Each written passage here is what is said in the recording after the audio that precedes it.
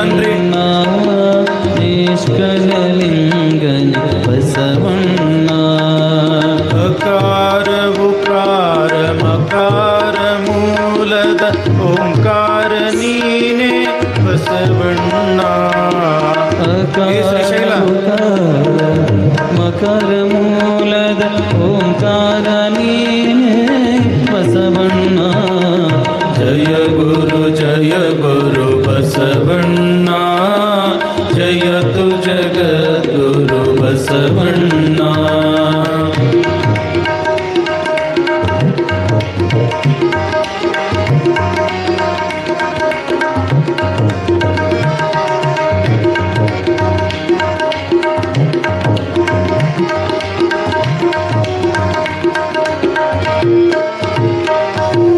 ಪರಮ ಪ್ರಭುವೆನಿ ಬಸವಣ್ಣ ಪತಿತ ಪಾವನನೆ ಬಸವಣ್ಣ ಪರಮ ಪ್ರಭುವೆನಿ ಬಸವಣ್ಣ ಪತಿತ ಪಾವನನ ಬಸವಣ್ಣ ಭಕ್ತರ ಪ್ರಾಣನೆ ಬಸವಣ್ಣ ಭವ ಭಯ ತಾರಕ ಬಸವಣ್ಣ ಭಕ್ತರ ಪ್ರಾಣನೆ ಬಸವಣ್ಣ ಭವ ಭಯಕಾರಕ ಬಸವಣ್ಣ ಜಯ ಗುರು ಬಸವಣ್ಣ ಜಯತು ಜಗದ್ಗುರು ಬಸವಣ್ಣ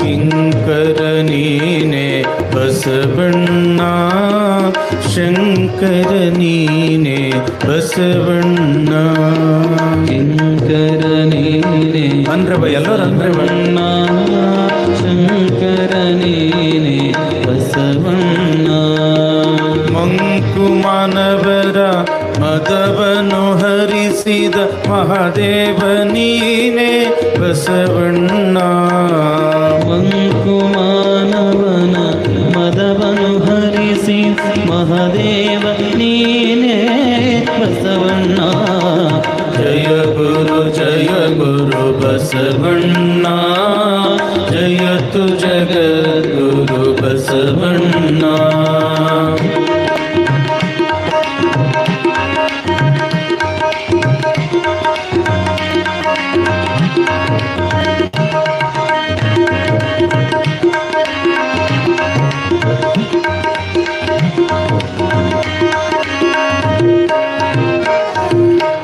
ಅಣುವಿನೊಳಗೆ ನೀ ಅಣುವಣ್ಣ ಮಹದೊಳಗೆ ನೀ ಮಹವಣ್ಣ ಅಣುವಿನೊಳಗೆ ನೀ ಅಣುವಣ್ಣ ಮಹದೊಳಗೆ ನೀ ಮಹವಣ್ಣ ಶರಣರ ಹೃದಯ ನಿವಾಸನೆ ಅಣ್ಣ ಬೇಗನೆ ಬಾರೈ ಬಸವಣ್ಣ ಶರಣರ ಹೃದಯ ನಿವಾಸನೆ ಅಣ್ಣ ಬೇಗನೆ ಬಾರೇ ಬಸವಣ್ಣ ಸಾಂಬ ಸದಾ ಶಿವ ಸಾಂಬ ಶಿವ ಸಾಂಬ ಸದಾ ಶಿವ ಸಾಂಬ ಶಿವ ಸಾಂಬ ಸದಾ ಶಿವ ಸಾಂಬ ಶಿವ ಸಾಂಬ ಸದಾ ಶಿವ ಸಾಂಬ ಶಿವ ಶಿವನೇ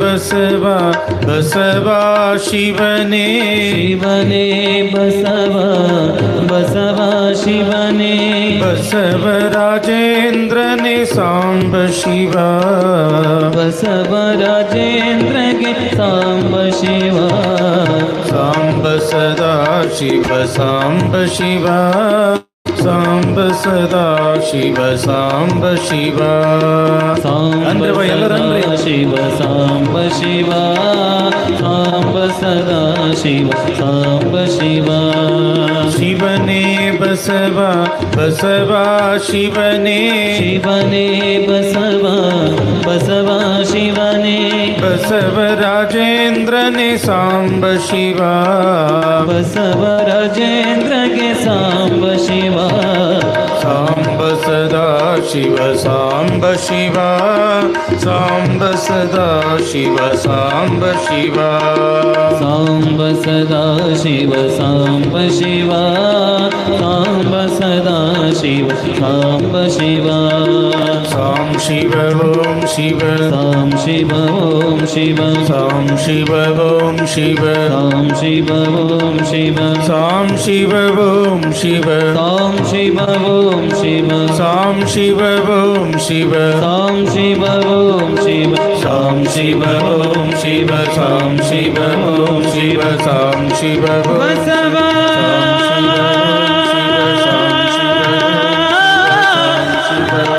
ಬಸವ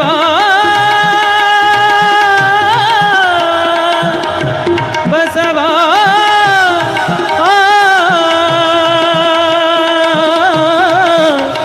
ಬಸವ ಬಸವ ಬಸವ ಬಸವ ಬಸವ ಬಸವ ಬಸವ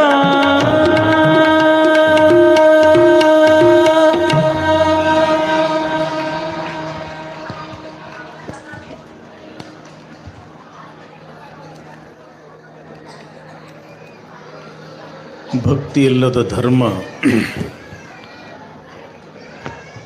ವ್ಯರ್ಥವಾಗುವುದೆಂದು ಭಕ್ತಿತ್ರಯವ ಕಲಿಸಿ ಮುಕ್ತನೆನಿಸಿ ಮುಕ್ತಿ ಪದವಿಗೆ ಸಂದ ಕರ್ತೃ ಬಸವೇಶನತಿ ಭಕ್ತಿ ಭಿಕ್ಷೆಯ ನೀಡಿ ಸಲಹೆನ್ನನು. ಪ್ರಥಮದಲ್ಲಿ ಮಹಾಮಾನವತಾವಾದಿ ವಿಶ್ವಗುರು ವಿಶ್ವವಂದ್ಯ ಅಣ್ಣ ಬಸವಣ್ಣನವರನ್ನು ಸ್ಮರಣೆ ಮಾಡಿ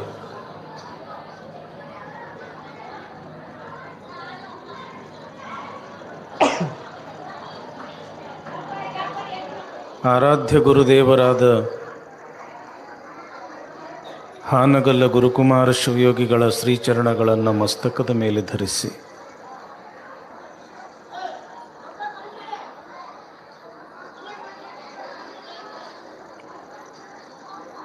ಶಿವಮೆಚ್ಚುವಂತೆ ಬಸವ ಪುರಾಣ ಬರೆದ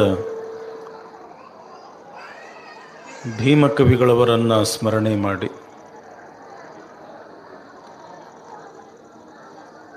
ಈ ಪವಿತ್ರ ಕ್ಷೇತ್ರದ ಅಧಿಪತಿ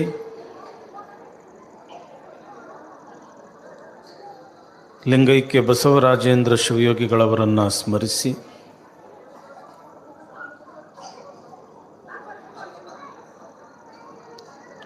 ತ್ರಿಕಾಲ ಲಿಂಗ ಪೂಜಾ ನಿಷ್ಠರು ತಪೋಧನರು ಮಾತೃಹೃದಯ ಸಂಪನ್ನರು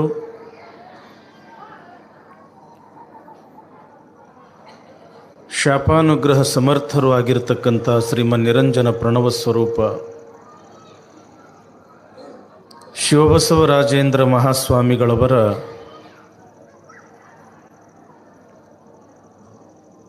ಷಷ್ಠಬ್ದಿ ಪೂರ್ತಿ ಸಮಾರಂಭ ತನ್ನಿಮಿತ್ತವಾಗಿ ಬಸವ ಪುರಾಣ. ತಮ್ಮ ಇವತ್ತು ಯಾಕೋ ಮೈಕ್ ಸರಿ ಇಲ್ಲ ನೋಡು.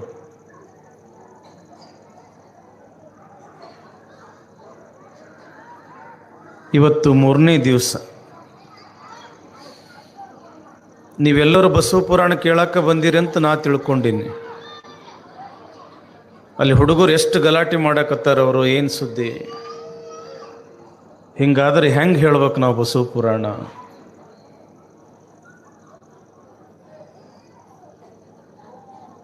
ವೇದಿಕೆ ಮೇಲೆ ಎಷ್ಟು ದೊಡ್ಡವರು ಬಂದಾರೆ ಗೊತ್ತದ ಏನು? ಇವತ್ತು ಬಿಜಾಪುರದೊಳಗೆ BLD ಸಂಸ್ಥೆ ಸ್ಥಾಪನೆ ಆಗ್ಯದ. ಇವತ್ತು ಸಾವಿರಾರಲ್ಲ, ಲಕ್ಷ ಲಕ್ಷ ವಿದ್ಯಾರ್ಥಿಗಳು ಅಲ್ಲಿ ಶಾಲೆಯನ್ನು ಕಲಿತು ದೇಶಾದ್ಯಂತ ದೊಡ್ಡ ಪ್ರಮಾಣದೊಳಗೆ ಸೇವೆ ಮಾಡಕತ್ತಾರ ಅಂತಂದ್ರೆ ಅದು ಯಾರ ಪುಣ್ಯ ಅಂತಂದ್ರೆ ಬಂತನಾಳದ ಸಂಗನ ಬಸವ ಶಿವಯೋಗಿಗಳ ಪುಣ್ಯ. ಬೇಸಿಡೋ ಮಾರಯ್ಯ.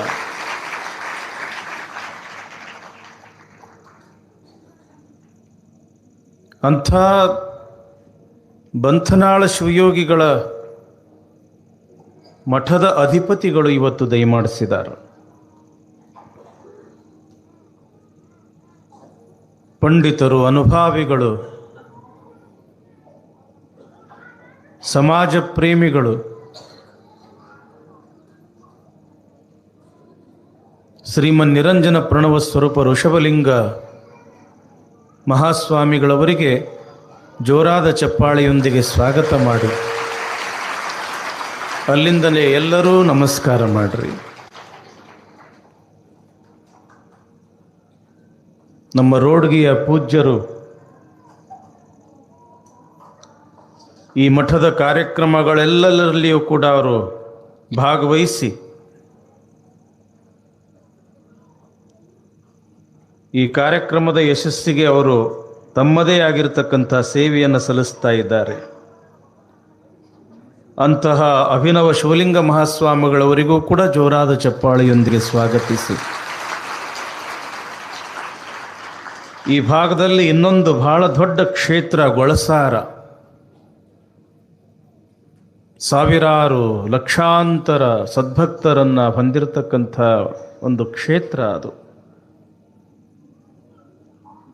ಅಂತಹ ಅಭಿನವ ಪುಂಡಲೀಕ ಮಹಾರಾಜರು ಕೂಡ ದಯಮಾಡಿಸಿದ್ದಾರೆ. ಜೋರಾದ ಚಪ್ಪಾಳೆಯೊಂದಿಗೆ ಸ್ವಾಗತಿಸಿ.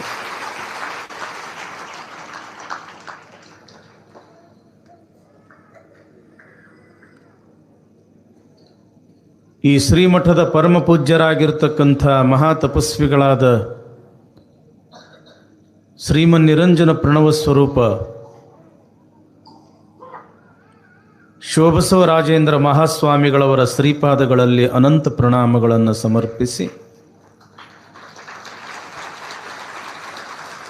ಈ ಕಾರ್ಯಕ್ರಮದ ಯಶಸ್ಸಿಗೆ ತಮ್ಮನ್ನು ತಾವು ಸಮರ್ಪಿಸಿಕೊಂಡಿರತಕ್ಕಂಥ ನಮ್ಮವರೇ ಆದ ಶಿವಪುರದ ಮಹಾಪೂಜ್ಯರ ಶ್ರೀಪಾದಗಳಲ್ಲೂ ನತಮಸ್ತಕನಾಗಿ ಸಾಕು. ನಮ್ಮೊಂದಿಗೆ ಸಂಗೀತ ಸೇವೆಯನ್ನು ಮಾಡ್ತಾ ಇರತಕ್ಕಂಥ ನಮ್ಮ ಶರಣಕುಮಾರ್ ಗವಾಯಿಗಳವರಲ್ಲಿ ಶ್ರೇಷ್ಠ ತಬಲಾವಾದಕರಾಗಿರ್ತಕ್ಕಂಥ ಯಲ್ಲಪ್ಪ ಅವರಲ್ಲಿ ಶರಣೆಂದು, ಇವತ್ತು ನೋಡ್ರಿ ಎಷ್ಟೊಂದು ವೈಭವದಿಂದ ನಮ್ಮ ಭುಯ್ಯಾರ ಮತ್ತು ನಾಗರಹಳ್ಳಿ ಒಬ್ಬರಲ್ಲ ಇಬ್ಬರಲ್ಲ ಅನೇಕ ಜನ ತಾಯಂದರು ಬಸವ ಬುತ್ತಿಯನ್ನು ತಂದಿದ್ದಾರೆ. ನಾನು ಎದರ ಕುಂತಾರ ಅವುಗಳೆಲ್ಲ ಹಣೆ ತುಂಬ ವಿಭೂತಿ ಹಚ್ಕೊಂಡು, ಹಣೆ ತುಂಬ ಕುಂಕುಮವನ್ನು ಧರಿಸಿಕೊಂಡು, ಇಲಕಲ್ ಸೀರೆ ಉಟ್ಕೊಂಡು, ತಲೆ ತುಂಬ ಸೆರಗು ಹೊತ್ಕೊಂಡು, ಅಗ್ದಿ ನಕ್ಕೊಂತ ಅದೇನು ಕಮಲದ ಹೂವು ಅರಳದಂಗ ಅಂಥ ನನ್ನ ತಾಯಂದರು ಏನದು ಬುತ್ತಿ ಇಟ್ಟು ದೊಡ್ಡ ದೊಡ್ಡ ತಂದಾರ. ಅದರೊಳಗೆಲ್ಲ ಮೃಷ್ಟಾನ್ನ ಭೋಜನವನ್ನು ಮಾಡಿಕೊಂಡು ಬಂದಿದ್ದಾರೆ. ಬಸವ ಪುರಾಣ ಹಂಗ ಕೇಳಬಾರ್ದು, ಬಸವಣ್ಣನ ದಾಸೋಹ ಮಾಡ್ತಾ ಬಸವ ಪುರಾಣ ಕೇಳಬೇಕು ಅಂತ ಮಡಿಯಿಂದ ಅಡಿಗೆಯನ್ನು ಮಾಡಿಕೊಂಡು ಬಂದಾರಲ್ಲ. ಜೋರಾದ ಚಪ್ಪಾಳೆಯೊಂದಿಗೆ ನಮ್ಮ ಭುಯ್ಯಾರ ನಾಗರಹಳ್ಳಿ ತಾಯಂದಿರನ್ನ, ಆ ಊರಿನ ಎಲ್ಲ ಗುರು ಹಿರಿಯರನ್ನ, ಸಹೋದರರನ್ನು ನಾವು ಸ್ವಾಗತ ಮಾಡೋಣ. ಅವರಿಗೂ ಮತ್ತು ನಮ್ಮ ಖೇಡಗಿ ಗ್ರಾಮದ ಸಕಲ ಗುರು ಹಿರಿಯರಿಗೂ, ಅಕ್ಕ ತಂಗಿಯರಿಗೂ, ನನ್ನ ತಾಯಂದಿರಿಗೂ, ಮಕ್ಕಳಿಗೂ ಅನಂತ ಶರಣು ಶರಣಾರ್ಥಿ. ಶರಣು ಶರಣಾರ್ಥಿ ಅಂದ್ರೆ ಏನನ್ಬೇಕು? ಇಲ್ಲ, ಚಪ್ಪಾಳಿ ಹೊಡಿಬೇಕು. ಏನು ಮಾಡಬೇಕು? ಶರಣು ಶರಣಾರ್ಥಿ ಅನ್ಬೇಕವ್ವ. ಅನ್ರಿ ನೋಡೋಣ. ನಿಮ್ಮ ಕಡೆಯಿಂದ ನಮಸ್ಕಾರ ಮಾಡ್ಕೊಳ್ಳೋ ಹುಚ್ಚಿಲ್ಲ ನನಗೆ, ಆದ್ರೆ ಪದ್ಧತಿ ಕಲಿಸಿಕೊಡಕತ್ತೀನಿ ನಾನು ನಿಮಗೆ. ಬಸವ ಪುರಾಣ ಭಕ್ತಿಯನ್ನು ಕಲಿಸಿಕೊಡ್ತದ. ಬಸವ ಪುರಾಣ ಸಾಮರಸ್ಯವನ್ನು ಕಲಿಸಿಕೊಡ್ತದ. ಬಸವ ಪುರಾಣ ಭಾವೈಕ್ಯತೆಯನ್ನು ಕಲಿಸಿಕೊಡ್ತದ. ಬಸವ ಪುರಾಣ ದುಡಿದು ಉಣ್ಣುದು ಕಲಿಸಿಕೊಡ್ತದ. ಬಸವ ಪುರಾಣ ಸ್ವತಃ ನೀನೇ ಭಗವಂತ ಹೆಂಗಾಗಬೇಕು ಅನ್ನೋದು ಕಲಿಸಿಕೊಡ್ತದ. ಅದಕ್ಕೆ ಏನಂತಾರೆ ಬಸವಣ್ಣನವರು? ಕಂಡ ಭಕ್ತಂಗೆ ಕೈ ಮುಗಿವಾತನೇ ಭಕ್ತ. ಭಕ್ತನ ಮೊದಲನೆಯ ಲಕ್ಷಣ ಹೇಳ್ತಾರ ಅವರು. ಯಾರಿಗೆ ನಾವು ಭಕ್ತರಂತ ಕರಿಬೇಕು? ಯಾರಾದರೂ ಭಕ್ತರು ಎದುರಿಗೆ ಬಂದ ಕೂಡ್ಲೇನೆ ಎರಡು ಕೈಗಳನ್ನು ಜೋಡಿಸಿ ಏನಂತಾರೆ ಬಸವಣ್ಣವರು? ಬಾಗಿದ ತಲೆ ಮುಗಿದ ಕೈಯಾಗಿರಿಸು ಕೂಡಲ ಸಂಗಮ ದೇವ. ಯಾವಾಗಲೂ ತಲೆ ಬಾಗಿ ಎರಡು ಕೈಗಳನ್ನು ಮುಗಿದು ಶರಣು ಶರಣಾರ್ಥಿ ಅಂದ್ರ ಅವನೇ ಈ ಪ್ರಪಂಚದೊಳಗೆ ನಿಜವಾದ ಭಕ್ತ ಅಂತಾರ. ಅದಕ್ಕೆ ಎಲ್ಲರೂ ಅಂದ್ರೆ ನೋಡೋಣ, ಶರಣು ಶರಣಾರ್ಥಿ, ಶರಣು ಶರಣಾರ್ಥಿ. ಯಪ್ಪ ಶರಣರ ನೀವು ಶರಣು ಶರಣಾರ್ಥಿ. ನಿಮ್ಮಟ್ಟು ಹುರುಪಿಲ್ಲವ ಅವರು ದವಾಖಾನೆಗಿನ ಪೇಷಂಟ್ಗಳು ಇರ್ತಾವಲ್ಲ, ಶರಣು ಶರಣಾರ್ಥಿ. ಹೆಂಗ ಭಕ್ತಿಯೊಳಗೆ ಹೆಂಗಿರ್ಬೇಕ್ರಪ್ಪ? ಬಿಜಾಪುರ ಜಿಲ್ಲಾದವ್ರು ನೀವು. ಬಿಜಾಪುರ ಜಿಲ್ಲಾ ಅಂತಂದ್ರೆ ಅದೇನದು? ಸಿಂಹ ಗರ್ಜನೆ ಅದು. ಬಸವಣ್ಣ ಯಾವ ಜಿಲ್ಲಾದೊಳಗೆ ಹುಟ್ಟದ? ಹೆಚ್ಚಿನ ಶರಣರು ಯಾವ ಜಿಲ್ಲೆಯಿಂದ ಬಂದ್ರು ಕಲ್ಯಾಣಕ್ಕೆ? ಏನ್ರಿಪ್ಪ? ಶರಣು ಶರಣಾರ್ಥಿ. ಮರ ಮರ ಮಥನಿಸಿ ಕಿಚ್ಚು ಹುಟ್ಟಿ ಸುತ್ತಣ ತರುಮರಾದಿಗಳ ಸುಡಲಾಯಿತು. ಆತ್ಮ ಮಥನಿಸಿ ಜ್ಞಾನಾಗ್ನಿ ಹುಟ್ಟಿ ಹೊದ್ದಿರ್ದ ತನುಗುಣಾದಿಗಳ ಸುಡಲಾಯಿತು. ಇದು ಕಾರಣ ಮಹಾನುಭಾವಿಗಳ ಸಂಘವನ್ನೇ ಕರುಣಿಸಿ ಎನ್ನ ನುಳುಹಿಕೊಳ್ಳ ಚೆನ್ನಮಲ್ಲಿಕಾರ್ಜುನ. ಅಕ್ಕ ಮಹಾದೇವಿ ವಚನ ತಂಗಿ ಇದು. ಅಕ್ಕ ಮಹಾದೇವಿ ಹೆಸರು ಕೇಳಿರಿ ತಂಗಿ? ಕೇಳಿರಿವ? ಎಂಥ ಹೆಣ್ಮಗಳು! ಈ ಪ್ರಪಂಚದೊಳಗೆ ಹೆಣ್ಣು ಅನ್ನೋದು ಕೇವಲ ಮಕ್ಕಳನ್ನು ಹಡಿತಕ್ಕಂಥ ಯಂತ್ರ ಅಲ್ಲ. ಹೆಣ್ಣು ಅನ್ನೋದು ಕೇವಲ ಅವಳೊಬ್ಬ ದಾಸಿಯಲ್ಲ. ಹೆಣ್ಣಲ್ಲ, ಹೆಣ್ಣು ರಕ್ಕಸಿಯಲ್ಲ, ಹೆಣ್ಣು ಸಾಕ್ಷಾತ್ ಕಪಿಲ ಸಿದ್ಧ ಮಲ್ಲಿಕಾರ್ಜುನ ಅಂತ ಇಡೀ ಪ್ರಪಂಚಕ್ಕೆ ಗಂಡಿಗಿಂತ ಹೆಣ್ಣೇನು ಕಡಿಮೆ ಅಲ್ಲ ಅಂತ ತೋರಿಸಿಕೊಟ್ಟಿರ್ತಕ್ಕಂಥ ಪುಣ್ಯಾತ್ಗಿತ್ತಿ ಅಕ್ಕ ಮಹಾದೇವಿ.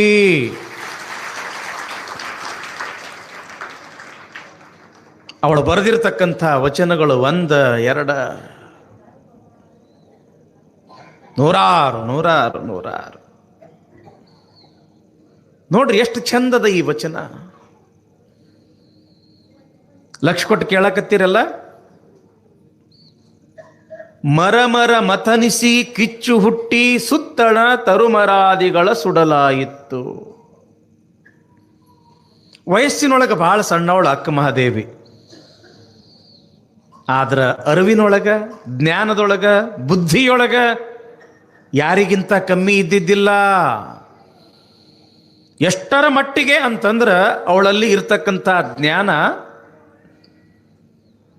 ಕಲ್ಯಾಣದೊಳಗ ಹಿರಿಯ ಅಂತ ಅನಿಸ್ಕೊಂಡಿರ್ತಕ್ಕಂಥ, ಶೂನ್ಯ ಪೀಠಕ್ಕೆ ಅಧಿಪತಿಯಾಗಿರ್ತಕ್ಕಂಥ, ಪರಮಾತ್ಮನ ನಿರಾಕಾರವೇ ರೂಪ ತಾನಾಗಿರ್ತಕ್ಕಂಥ ಅಲ್ಲಮ ಪ್ರಭುದೇವರು ಕೂಡ ಶರಣು ಶರಣು ಅಂತ ತಿಳ್ಕೊಂಡು ಮಹಾದೇವಿಗೆ ನಮಸ್ಕಾರ ಹೇಳ್ತಾರ. ಅಂಥವಳು ಅಕ್ಕ ಮಹಾದೇವಿ. ಕಾಡಿಗೆ ಬೆಂಕಿ ಹತ್ಯದ, ಜಂಗಲಕ್ಕೆ ಬೆಂಕಿ ಹತ್ಯದ. ವಿಚಿತ್ರ ಅಂತಂದ್ರೆ ಹಚ್ಚದವ್ರು ಯಾರೂ ಇಲ್ಲ. ತಾನಾಗೇ ಬೆಂಕಿ ಹತ್ಯದ. ಹೆಂಗ್ರಿ ಅಪ್ಪವ್ರ? ಬೆಂಕಿ ಹಚ್ಚಲಾರ್ದ ಹೆಂಗ ಬೆಂಕಿ ಹತ್ತದ? ಊರಾಗ ನೋಡ್ರಿ ನಿಲ್ಲ ಬೆಂಕಿ ಹಚ್ಚೋರು ಇರ್ತಾರ, ಕಡ್ಡಿ ಕೊರೆದಿರುವುದಿಲ್ಲ, ಸುಮ್ಮನೆ ಕಿವ್ಯಾಗ ಒಂದು ಮಾತು ಹೇಳಿರ್ತಾರ, 10 ಮನಿಗ ಬೆಂಕಿ ಹತ್ತು, ಓಣಿಗ 10, ಊರಿಗ 10. ನೋಡಿರನಿಲ್ಲ, ಕಡ್ಡಿ ಕೊರೆಯೋ ಅವಶ್ಯಕತೆ ಇರುವುದಿಲ್ಲ ಬೆಂಕಿ ಹಚ್ಚಾಕ. ಮಾತನಾಡಬಾರದನ್ನ ಮಾತಾಡಿದ್ರೆ ಸಾಕು, ಊರಿಗ ಬೆಂಕಿ ಹತ್ತಿ ಬಿಡುತ್ತದ. ಇಲ್ಲಿ ಕಾಡಿಗೆ ಬೆಂಕಿ ಹತ್ಯದ. ಯಾರು ಕಡ್ಡಿ ಕೊರೆದು ಬೆಂಕಿ ಹಚ್ಚಿಲ್ಲ, ಆದರೂ ಕೂಡ ಬೆಂಕಿ ಹತ್ಯದ. ಹೆಂಗ ನೋಡ್ರಿ, 900 ವರ್ಷಗಳ ಹಿಂದೆ ವಯಸ್ಸಿನಲ್ಲಿ ಅತ್ಯಂತ ಚಿಕ್ಕವಳಾಗಿರ್ತಕ್ಕಂಥ ಮಹಾದೇವಿಯ ಜ್ಞಾನ ಎಷ್ಟು ದೊಡ್ಡದು. ಕಾಡಿಗೆ ಬೆಂಕಿ ಹತ್ಯದ. ಹೆಂಗ ಹತ್ತದ ತಂಗಿ ಕಾಡಿನೊಳಗೆ ಬೆಂಕಿ? ಮರ ಮಥನಿಸಿ ಜೋರಾಗಿ ಗಾಳಿ ಬೀಸ್ತು ಅಂತಂದ್ರ ಮರದ ಟೊಂಗೆಗಳು, ಫಂಟೆ ಅಂತೀರೇನು ನೀವು? ಆ ಮರದ ಟೊಂಗೆಗಳು ಒಂದಕ್ಕೆ ಒಂದು ಗಾಳಿಯ ರಭಸಕ್ಕೆ ತಿಕ್ಕಿ ತಿಕ್ಕಿ ತಿಕ್ಕಿ ಏನಾಗ್ತದಲ್ಲಿ? ಬೆಂಕಿ ಹುಟ್ಟುತ್ತದ. ಈಗೆಲ್ಲ ಇವು ಕಡ್ಡಿಪಟ್ನ, ಲೈಟರ್ ಅಂತ ಬಂದಾವ. ಮೊದಲೆಲ್ಲಿದ್ದು ತಂಗಿ ಕಡ್ಡಿಪಟ್ನ? ಇಲ್ಲಿ ಮುತ್ಯಗಳದಾರ, ಹಳೆ ಅಜ್ಜಗಳದಾರ, ಕೇಳ್ರಿ ಅವರಿಗೆ. ಚಕಮಕಿ ಅಂತ ಇದ್ದು ಅವಾಗ. 2 ಕಲ್ಲು ತಗೊಳ್ತಿದ್ರು, ನಡಬರ್ಕ ಹತ್ತಿ ಇಡ್ತಿದ್ರು. ಆ ಹತ್ತಿ ಹಿಂಗೆ ಇಟ್ಟಿದ್ದ ಕಲ್ಲಿಗೆ ಹಿಂಗೆ ಜೋರಾಗಿ ಹಿಂಗೆ ಹೊಡೆದ್ರೆ ಸಾಕು, ಬೆಂಕಿ ಹತ್ತಿತ್ತು. ಅದ ಬೆಂಕಿ ದೊಡ್ಡದು ಮಾಡಿ ಒಲಿ ಹಚ್ಚಿ ಅಡಿಗೆ ಮಾಡ್ಕೊಳ್ತಿದ್ರು. ಘರ್ಷಣೆಯಿಂದ ಬೆಂಕಿ ಉತ್ಪನ್ನ ಆಗ್ತದ ತಂಗಿ. ಈಗ ನೋಡ್ರಿ, ಒಂದು ಕೈ ಮುಟ್ಕೊಂಡು ನೋಡ್ರಿ, ಥಂಡಗದವ, ಅದವೇನಿಲ್ಲ, ಸ್ವಲ್ಪ ಹಿಂಗೆ ಮಾಡ್ರಿ, ಬೆಚ್ಚಗಾತನಿಲ್ಲ, ಅಲ್ಲಿ ಅಗ್ನಿ ಉತ್ಪನ್ನ ಆಗ್ತದೇನಿಲ್ಲ. ಹಂಗ ಕಾಡಿನೊಳಗೆ ಬೆಂಕಿ ಹತ್ತದ. ಹೆಂಗ ಅಂತಂದ್ರ ಮರಗಳ ಟೊಂಗೆ ಒಂದಕ್ಕೊಂದು ಘರ್ಷಣೆಯಾಗಿ ಬೆಂಕಿ ಹತ್ತದ. ಅಲ್ಲಿ ಬೆಂಕಿ ಹತ್ತು ಅಂತಂದ್ರ ಗಿಡ ಎಲ್ಲ, ಕಾಡೆಲ್ಲ ಸುಟ್ಟು ಬೂದಿ ಆಗ್ತದ. ಕಾಡಿನೊಳಗಿರ್ತಕ್ಕಂಥ ಪಶು ಪಕ್ಷಿ ಪ್ರಾಣಿ ಎಲ್ಲ ಸುಟ್ಟು ಬೂದಿ ಆಗ್ತವ. ಕಾಡಿನೊಳಗೆ ಹೆಂಗ ಟೊಂಗೆಗಳ ಘರ್ಷಣೆಯಿಂದಾಗಿ ಬೆಂಕಿ ಹತ್ತಿ ಕಾಡೆಲ್ಲ ಸುಟ್ಟು ಬೂದಿ ಆಗ್ತದ, ಹಂಗ ಹೇಳ್ತಾಳ ನೋಡ್ರಿ ಅಕ್ಕ ಮಹಾದೇವಿ.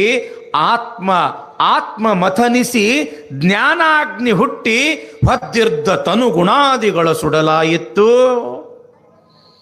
ಎಲ್ಲಿ ಪಾಠ ನಡೀತದ, ಪ್ರವಚನ ನಡೀತದ, ಇಂಥ ಮಹಾತ್ಮರ ಉಪದೇಶ ನಡೀತದ, ಅಲ್ಲಿಯೂ ಕೂಡ ಬೆಂಕಿ ಹತ್ತದ ಅಂತಾಳ ಅಕ್ಕ ಮಹಾದೇವಿ. ಹೇಳ್ತಕ್ಕಂಥ ಒಂದು ಆತ್ಮ, ಕೇಳ್ತಕ್ಕಂಥ ಇಷ್ಟೊಂದು ಆತ್ಮಗಳ ಮಧ್ಯದೊಳಗ ಚಿಂತನ ಮಂಥನ ನಡೀತದ. ಇಲ್ಲಿ ಎಂಥ ಬೆಂಕಿ ಹುಟ್ಟುತ್ತದ ಅಂತಂದ್ರ ಜ್ಞಾನಾಗ್ನಿ. ಅರಿವು, ತಿಳುವಳಿಕೆ, ಜ್ಞಾನ ಎಂಬತಕ್ಕಂಥ ಬೆಂಕಿ ಹುಟ್ಟುತ್ತದೇನಿಲ್ಲ.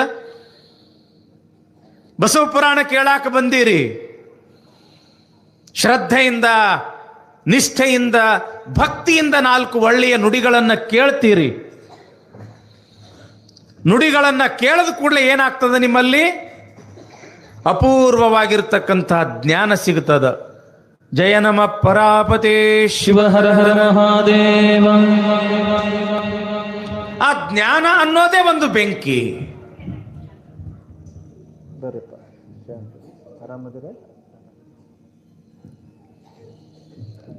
ಜ್ಞಾನ ಅನ್ನೋ ಬೆಂಕಿ ಹುಟ್ಟಿತು ಅಂತಂದ್ರೆ, ಬೆಂಕಿ ಸ್ವಭಾವ ಏನು ತಂಗಿ? ಸುಡುದು, ಹೌದಲ್ಲ? ನಿಮ್ಮ ಲಕ್ಷ್ಯ ಈ ಕಡೆ ಇದ್ರೆ ಚೆನ್ನಾಗಿರ್ತದ ಅಂತ. ಹೆಂಗಂತಂದ್ರೆ ಇದು ಬಹಳ ಚಂದ ಪ್ರವಚನ ನಡೆದಿರ್ತದ, ಗಾಡಿ ಮಸ್ತ್ ನಡೆದಿರ್ತದ. ನಡ್ಬರ್ಕ್ ಒಂದು ರೋಡ್ ಬ್ರೇಕ್ ಬತ್ತು ಅಂತಂದ್ರೆ ಮತ್ತೆ ಗಾಡಿ ಸ್ಲೋ ಮಾಡಿ, ಮತ್ತು ಫಸ್ಟ್ ಗೇರ್ ಹಾಕ್ಕೊಂಡು, ಸೆಕೆಂಡ್ ಗೇರ್ ಹಾಕ್ಕೊಂಡು, ಥರ್ಡ್ ಗೇರ್ ಹಾಕ್ಕೊಂಡು ಮತ್ತೆ ಟಾಪಿಗೆ ಒಯ್ಬೇಕಾತು ಅಂತಂದ್ರೆ ಮತ್ತೆ ಟೈಮ್ ಹಿಡಿತದೆ. ಹಿಂಗೆ ನಮ್ಮ ಪರಿಸ್ಥಿತಿ. ಜಯ ನಮ ಪರಾಪತೇ ಶಿವ ಹರ ಹರ.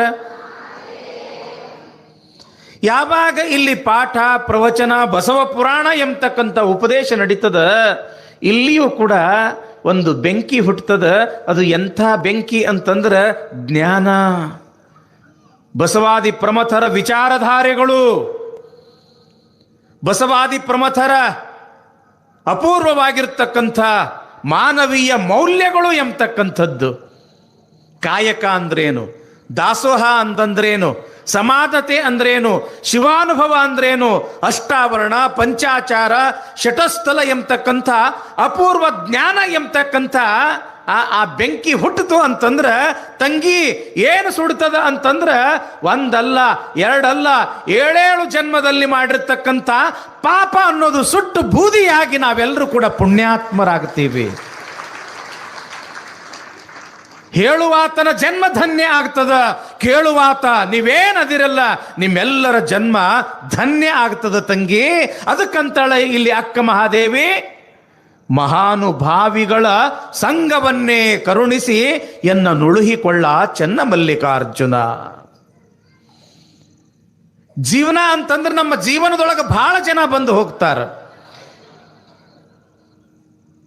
ತಂದೆ ತಾಯಿ, ಅಕ್ಕ ತಂಗಿ, ಬಂಧು ಬಳಗ, ಬೀಗರು, ನೆಂಟರು, ಸ್ನೇಹಿತರು, ಸ್ನೇಹಿತೆಯರು, ಬಹಳಷ್ಟು ಜನ ಬಂದು ಹೋಗ್ತಾರ. ಆದ್ರೆ ಒಬ್ಬ ಮಹಾತ್ಮರು ನಮ್ಮ ಜೀವನದೊಳಗೆ ಬಂದು ಹೋದ್ರು ಅಂತಂದ್ರ ತಂಗಿ ನಮ್ಮ ಜೀವನ ಎಲ್ಲ ಸಾರ್ಥಕ ಆಗ್ತದ್ರಿವಾ ಅಂತೀರೇನಿಲ್ಲ. ಖೇಡಗಿ ಮುತ್ತಿಯವರು ಬಂದಿದ್ರು ನಮ್ಮ ಮನೆಗೆ, ಖೇಡಗಿ ಮುತ್ತಿಯವರು ಬಂದಿದ್ರು ನಮ್ಮ ಹೊಲಕ್ಕೆ, ಖೇಡಗಿ ಮುತ್ತಿಯವರು ಬಂದಿದ್ರು ನಮ್ಮ ಅಂಗಡಿಗೆ. ಅವ್ರು ಯಾವಾಗ ಬಂದು ಪಾದ ಹಾಕಿ ಹೋಗ್ಯಾರ ಅಂದಿನಿಂದ ನಮಗೆ ದೇವ್ರು ಏನು ಕೊರತೆನೇ ಮಾಡಿಲ್ಲ. ಅಗ್ದಿ ಬಂಗಾರದ ಹೊಗೆ ಆಡಕತ್ತದ ನಮ್ಮ ಮನ್ಯಾಗಂತಾರ ಅಂತಾರೇನಿಲ್ಲ. ಜನಸಾಮಾನ್ಯರು ನಮ್ಮ ಜೀವನದೊಳಗೆ ಬಂದು ಹೋಗುದ ಬೇರೆ, ಒಬ್ಬ ಮಹಾನ್ ತಪಸ್ವಿ, ಒಬ್ಬ ಶಿವಯೋಗಿ ನಮ್ಮ ಜೀವನದೊಳಗ ಸುಮ್ಮನೆ ಹಿಂಗ ಹಾದು ಹೋದ ಅಂತಂದ್ರ ಜಂಗಮನ ಸುಳಿವು ವಸಂತದ ಗಾಳಿ ಅಂತಾರ ಅಲ್ಲಮ ಪ್ರಭುದೇವರು. ಒಬ್ಬ ಮಹಾತ್ಮ ಬಂದು ಹೋದ ಅಂತಂದ್ರೆ ಸಾಕು, ನಮ್ಮ ಜೀವನದ ದಿಕ್ಕ ಬದಲಾಗಿ ಬಿಡ್ತದ. ಒಂದು ಒಳ್ಳೆಯ ದಿಕ್ಕಿನೊಳಗ ನಮ್ಮ ಜೀವನ ನಡ್ಕೊಂಡು ಹೋಗ್ತದ. ನನ್ನ ಜೀವನದೊಳಗೆ ಯಾರು ಬಾರದೇ ಇದ್ರೂ ಕೂಡ ನಡೀತದ. ಮಹಾನುಭಾವಿಗಳು ಬರಬೇಕು, ಜ್ಞಾನಿಗಳು ಬರಬೇಕು, ಶರಣರು ಬರಬೇಕು, ಸಂತರು ಬರಬೇಕು, ತಪಸ್ವಿಗಳು ಬರಬೇಕು. ಅಂದಾಗ ನನ್ನ ಜನ್ಮ ಸಾರ್ಥಕ ಅಂತಾಳೆ ಅಕ್ಕ ಮಹಾದೇವಿ. ಹೌದಲ್ಲ? ಮಹರ್ಷಿ ವಾಲ್ಮೀಕಿ ಹೆಸರು ಕೇಳಿರೇನಿಲ್ಲ? ಬ್ಯಾಟನವ ಬ್ಯಾಟಿ ಆಡೋದು. ಯಾರು ಭೇಟಿಯಾದ್ರು ಅವನ ಜೀವನದೊಳಗೆ? ನಾರದ ಮಹರ್ಷಿಗಳು ಭೇಟಿಯಾದ್ರು. ರಾಮ ರಾಮ ಅನ್ನೋ ನಿನ್ನ ಜೀವನ ಸಾರ್ಥಕ ಆಕೈತಿ ಅಂತ ಹೇಳಂದ್ರು ನಾರದ ಮಹರ್ಷಿಗಳು. ರಾಮ ರಾಮ ಅನ್ನಕ್ಕೆ ಬರಲಿಲ್ಲ ಅವನಿಗೆ. ಏನಂದ? ಮರ ಮರ ಮರ ಮರ ಅಂದ. ಮರ ಮರ ಹೋಗೇನಾತು? ರಾಮ ರಾಮ ರಾಮ ರಾಮ. ಸಾಕ್ಷಾತ್ಕಾರ ಆತು. ರಾಮಾಯಣವನ್ನೇ ಬರೆದ ರಾಮನ ದರ್ಶನ ಆತು. ಅಂಗುಲಿಮಾಲ ಹೆಸರು ಕೇಳಿರಿ ತಂಗಿ? ಗೌತಮ ಬುದ್ಧನ ಚರಿತ್ರೆಯಲ್ಲಿ ಬರ್ತಕ್ಕಂಥ ಅಂಗುಲಿಮಾಲ ದೊಡ್ಡ ಕೊಲೆಗಡುಕ.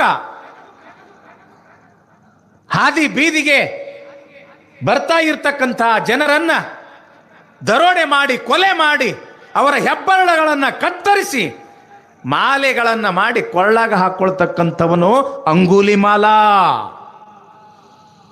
ಯಾವಾಗ ಗೌತಮ ಬುದ್ಧನ ದರ್ಶನ ಆತು, ಬುದ್ಧನ 4 ಮಾತುಗಳನ್ನು ಕೇಳ್ದ, ಜೀವನವೇ ಪರಿವರ್ತನೆ ಆತು. ಆತನು ಕೂಡ ದೊಡ್ಡ ತಪಸ್ವಿ ಆದ ಅಂತ ತಿಳ್ಕೊಂಡು ನಾವು ಕೇಳ್ತೀವಿ. ಬಸವ ಪುರಾಣ ಕೇಳಾಕತ್ತೀರಿ, ಇದರಲ್ಲಿ ಒಬ್ಬ ಮಹಾನ್ ಕೊಲೆಗಡುಕ ಬರುತ್ತಾನ, ಚೂರಿ ಚಿಕ್ಕಣ್ಣ. ಬಸವಣ್ಣನ ಸಂಘ ಸ್ವಲ್ಪ ದೊರಕಿದ್ದೇ ತಡ, ಒಬ್ಬ ಮಹಾನ್ ಶರಣನಾಗಿ ಬಿಟ್ಟ ಚೂರಿ ಚಿಕ್ಕಣ್ಣ. ಹೇಮರಡ್ಡಿ ಮಲ್ಲಮ್ಮನ ಹೆಸರು ಕೇಳಿರಿ ತಂಗಿ. ಆಕೆಯ ಮೈದುನ ಮಹಾನ್ ಚಟಗಾರ ವೇಮನ. ಯಾವಾಗ ಹೇಮರಡ್ಡಿ ಮಲ್ಲಮ್ಮಳ 4 ಒಳ್ಳೆಯ ಮಾತುಗಳನ್ನು ಕೇಳ್ದ, ಆತನು ಕೂಡ ಒಬ್ಬ ಮಹಾನ್ ಯೋಗಿಯಾದ. ಸಂಘದಿಂದ ಮನುಷ್ಯ ಪರಿವರ್ತನೆ ಆಗ್ತಾನ. ಅದಕ್ಕೆ ಬಸವಣ್ಣವರಂತಾರ, ಸಾರ ಸಜ್ಜನರ ಸಂಘ ಲೇಸ ಕಂಡಯ್ಯ, ದೂರ ದುರ್ಜನರ ಸಂಘ ಅದು ಭಂಗವಯ್ಯ. ಯಾರ ಸಹವಾಸ ಮಾಡುವುದರಿಂದ, ಯಾರ ಸಂಘ ಮಾಡುವುದರಿಂದ ನಿನ್ನ ಬದುಕಿಗೆ ಒಂದು ಬೆಳಕು ಸಿಗುತ್ತದ, ಅಂಥವ್ರು ಸಹವಾಸ ಮಾಡಪ್ಪ.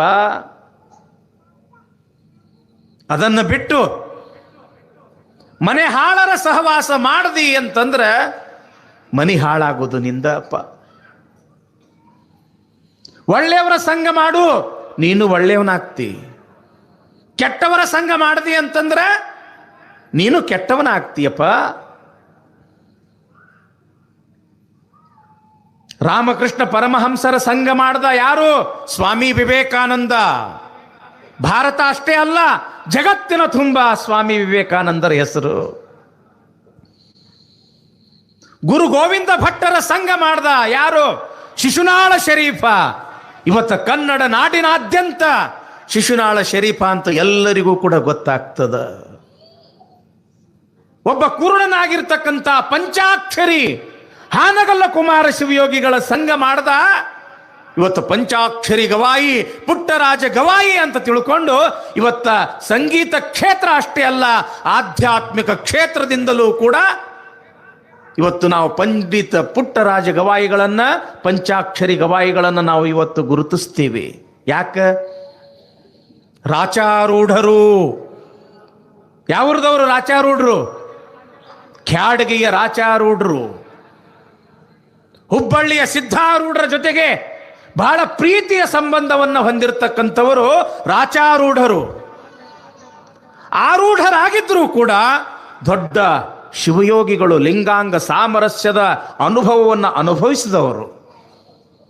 ಮೈಸೂರು ಭಾಗದಲ್ಲಿ ಇರತಕ್ಕಂಥ ಬಸವರಾಜೇಂದ್ರ ಎಂಬತಕ್ಕಂಥ ಒಬ್ಬ ಯೋಗಿ, ಇಂಡಿ ಹತ್ರ ಖ್ಯಾಡ್ಗಿ ಅಂತ ಅದ, ಅಲ್ಲಿ ರಾಚಾರೂಢರು ಎಂಬತಕ್ಕಂಥ ಮಹಾತ್ಮರದಾರ. ಅವರು ದರ್ಶನ ಮಾಡ್ಕೋಬೇಕು ಅಂತ ತಿಳ್ಕೊಂಡು ಮೈಸೂರು ಭಾಗದಿಂದ ಖ್ಯಾಡ್ಗಿಗೆ ಬರ್ತಾರ. ವರ್ಷ ಅಲ್ಲ, 2 ವರ್ಷ ಅಲ್ಲ, 4-6 ವರ್ಷಗಳ ಅವರ ಜೊತೆಗೆ ಇದ್ದು ನಿಜಗುಣ ಶಾಸ್ತ್ರ ಅಧ್ಯಯನ ಮಾಡ್ತಾರ. ಅಷ್ಟಾವರಣ, ಪಂಚಾಚಾರ, ಶತಸ್ಥಲಗಳನ್ನ ಅಧ್ಯಯನ ಮಾಡಿ ಭೀಮನ ಗುಡ್ಡದೊಳಗ 1 ಅಲ್ಲ 2 ಅಲ್ಲ 12 ವರ್ಷ ಘೋರ ತಪಸ್ಸನ್ನ ಮಾಡಿ ಪರಮಾತ್ಮನ ಸಾಕ್ಷಾತ್ಕಾರ ಮಾಡಿಕೊಂಡವರೇ ಬಸವರಾಜೇಂದ್ರ ಮಹಾಶಿವಯೋಗಿಗಳು. ಭೀಮನ ಗುಡ್ಡದೊಳಗ ತಪಸ್ಸು ಮಾಡಿದ ಕಾರಣಕ್ಕಾಗಿ ಗುಡ್ಡದ ಬಸವರಾಜೇಂದ್ರ ಶಿವಯೋಗಿಗಳು. ಯಾಕೆ ಈ ಮಾತು ಹೇಳಾಕತ್ತೀನಿ ಅಂತಂದ್ರೆ, ಒಳ್ಳೆಯವರು ಸಹವಾಸ ಮಾಡಿದ್ರೆ ಒಳ್ಳೆಯವರೇ ಆಗ್ತೀವಿ. ಇನ್ನು ನಮ್ಮ ಶಿವಬಸವರಾಜೇಂದ್ರ ಶಿವಯೋಗಿಗಳು ಅವರ ಜಪ, ತಪ, ಪೂಜಾ, ಅನುಷ್ಠಾನದ ಬಲದಿಂದ ಪರಿಣಾಮ ಏನಾಗಕತ್ತದ ಅಂತಂದ್ರೆ, ಭೀಮಾ ನದಿಯ ದಂಡೆಯಲ್ಲಿರ್ತಕ್ಕಂಥ ಚಿಕ್ಕದಾಗಿರ್ತಕ್ಕಂಥ ಆಶ್ರಮ ಇತ್ತು. ಇದು ಮಠ ಇರಲಿಲ್ಲ. ಅವರ ಪುಣ್ಯದ ಪ್ರಭಾವ, ಅವರ ತಪಸ್ಸಿನ ಪ್ರಭಾವ, ಖ್ಯಾಡ್ಗಿ ಗ್ರಾಮದಲ್ಲಿ ಇರ್ತಕ್ಕಂಥ ಎಲ್ಲ ಗುರು ಹಿರಿಯರ ಒಂದು ಭಕ್ತಿಯ ಸಂಬಂಧ, ಊರಲ್ಲ 2 ಊರಲ್ಲ, ಸುತ್ತಮುತ್ತ ಇರ್ತಕ್ಕಂಥ 50-60 ಹಳ್ಳಿಗಳ ಒಂದು ಭಕ್ತಿಯ ಸಂಬಂಧದಿಂದಾಗಿ, ಅವರ ಒಂದು ಸಂಘದಿಂದಾಗಿ ಇವತ್ತು ಪುಟ್ಟದಾಗಿರ್ತಕ್ಕಂಥ ಈ ಹಳ್ಳಿಯೊಳಗ ಬಸವ ಪುರಾಣ ನಡೆದ್ರ ಯೂಟ್ಯೂಬ್ದೊಳಗ ಲಕ್ಷ ಜನ ಬಸವ ಪುರಾಣ ಕೇಳಾಕತ್ತಾರ. ಕಾರಣ ಮಹಾತ್ಮರ ಸಹವಾಸ. ಏನು ಆಗ್ತದ ಮಹಾತ್ಮರ ಸಹವಾಸದಿಂದ? ಇಂಥದೊಂದು ದೊಡ್ಡ ಕ್ರಾಂತಿ ಆಗ್ತದ ತಂಗಿ. ಇದು ಇನ್ನ 3ನೇ ದಿವಸ ಇದು ಬಸವ ಪುರಾಣ. ನೀವು ನೋಡ್ಕೊಂತ ಹೋರಿ, ಇನ್ನು ಮುಂದೆ ನೋಡ್ಕೊಂತ ಹೋರಿ. ಇಂಡಿ ತಾಲೂಕಿನಲ್ಲಿ ಇರ್ತಕ್ಕಂಥ ಪುಟ್ಟದಾಗಿರ್ತಕ್ಕಂಥ ಈ ಖೇಡ್ಗಿ ಎಂಬತಕ್ಕಂಥ ಗ್ರಾಮ ಮರಿ ಬಸವ ಕಲ್ಯಾಣ ಆಗ್ಲಿಲ್ಲ ಅಂತಂದ್ರೆ ನನಗೆ ಉಪ್ಪಿನ ಬೆಟಗೇರಿ ಸ್ವಾಮಿ ಅಂತನ ಕರೆಯಕ್ ಹೋಗ್ಬೇಡ್ರಿ ನೀವು. ಯಾಕ? ಇದು ಬಸವ ಪುರಾಣ ತಂಗಿ. ಪರಿವರ್ತನೆ ಮಾಡ್ತದ. ಪ್ರತಿಯೊಬ್ಬರಲ್ಲಿಯೂ ಕೂಡ ಬಸವಾದಿ ಪ್ರಮಥರ ವಿಚಾರಧಾರೆಗಳನ್ನು ತುಂಬಿ ಕಾಯಕ ದಾಸೋಹ ಸಮಾನತೆ ಶಿವಾನುಭವ ಸಿದ್ಧಾಂತಗಳಿಂದ ನಿಮ್ಮೆಲ್ಲರ ಬಾಳು ಬಂಗಾರ ಮಾಡ್ತದ ತಂಗಿ. ಅದಕ್ಕಂತಾಳ ಇಲ್ಲಿ ಅಕ್ಕ ಮರ ಮಥನಿಸಿ ಕಿಚ್ಚು ಹುಟ್ಟಿ ಸುತ್ತಣ ತರುಮರಾದಿಗಳ ಸುಡಲಾಯಿತ್ತು. ಆತ್ಮ ಮಥನಿಸಿ ಜ್ಞಾನಾಗ್ನಿ ಹುಟ್ಟಿ ಹೊದ್ದಿರ್ದ ತನು ಗುಣಾದಿಗಳ ಸುಡಲಾಯಿತ್ತು. ಇದು ಕಾರಣ ಮಹಾನುಭಾವಿಗಳ ಸಂಘವನ್ನೇ ಕರುಣಿಸಿ ಎನ್ನ ನುಳುಹಿಕೊಳ್ಳ. ದಿವಸಕ್ಕೆ ಒಬ್ಬರಲ್ಲ ಇಬ್ಬರಲ್ಲ ಇಂಥ ಅನೇಕ ಜನ ಮಹಾತ್ಮರು ಬಂದು ನಮಗೂ ದರ್ಶನ ಕೊಡ್ತಾರ, ನಿಮಗೂ ದರ್ಶನ ಕೊಡ್ತಾರ. ಅವರು 4 ನುಡಿಗಳನ್ನು ಕೇಳ್ತಾರ, ನಮಗೂ 4 ನುಡಿಗಳನ್ನು ಉಪದೇಶ ಮಾಡ್ತಾರ. ಹೀಗಾಗಿ ಈ ಕ್ಷೇತ್ರ ಏನಾಗ್ತದ ಅಂತಂದ್ರೆ ಮರಿ ಬಸವ ಕಲ್ಯಾಣ ಆಗ್ತದ ಎಂಬತಕ್ಕಂಥ ವಿಚಾರ ಪೀಠಿಕಾ ಭಾಗದೊಳಗೆ ತಿಳಿಸ್ತಾ, ಇನ್ನು ಪುರಾಣ ಭಾಗದೊಳಗೆ ಯಾವ ವಿಚಾರ ಬರ್ತದೆ ಅನ್ನೋದನ್ನ ನಮ್ಮ ಗವಾಯಿಗಳೊಂದು ಹಾಡನ್ನು ಹೇಳ್ತಾರೆ. ನಂತರ ವಿಷಯ ಮುಂದುವರಿಸೋಣ. ಒಂದು ಹಿಡಿ ಒಂದು ಬಿಡು ಮಂಗಳಮೂರ್ತಿ ನಮ್ಮ ಕೂಡಲ ಸಂಗನ ಶರಣ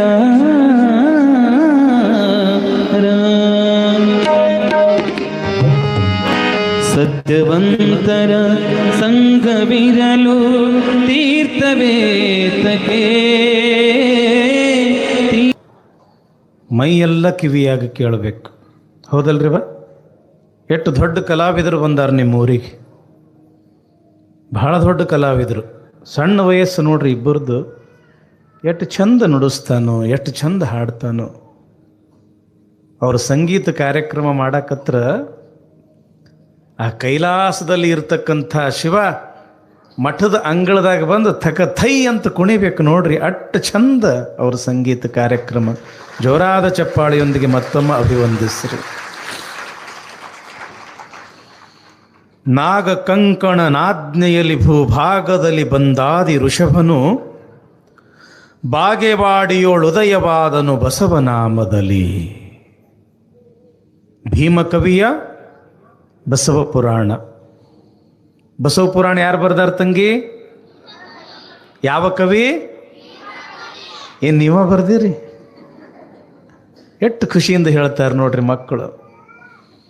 ಇವತ್ತಿನಿಂದ ಇನ್ನೊಂದು ಪಾಠ ಏನು ಅಂತಂದ್ರೆ ಸಿಂಹಾವಲೋಕನ. ಸಿಂಹಾವಲೋಕನ ಅಂತಂದ್ರೆ ಕಾಡಿನ ರಾಜ ಯಾರು ತಂಗಿ?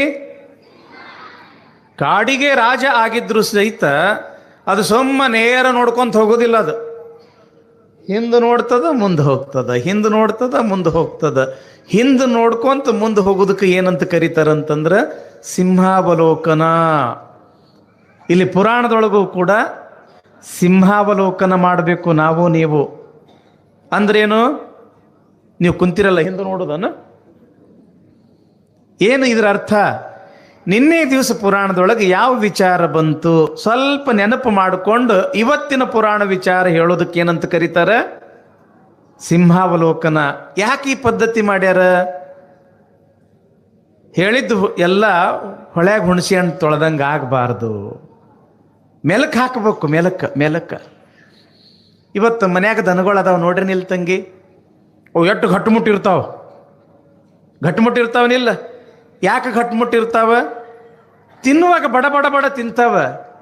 ರಾತ್ರಿ ಏನು ಮಾಡ್ತಾವವು? ಮೆಲಕ್ಕೆ ಹಾಕ್ತಾವೇನಿಲ್ಲ.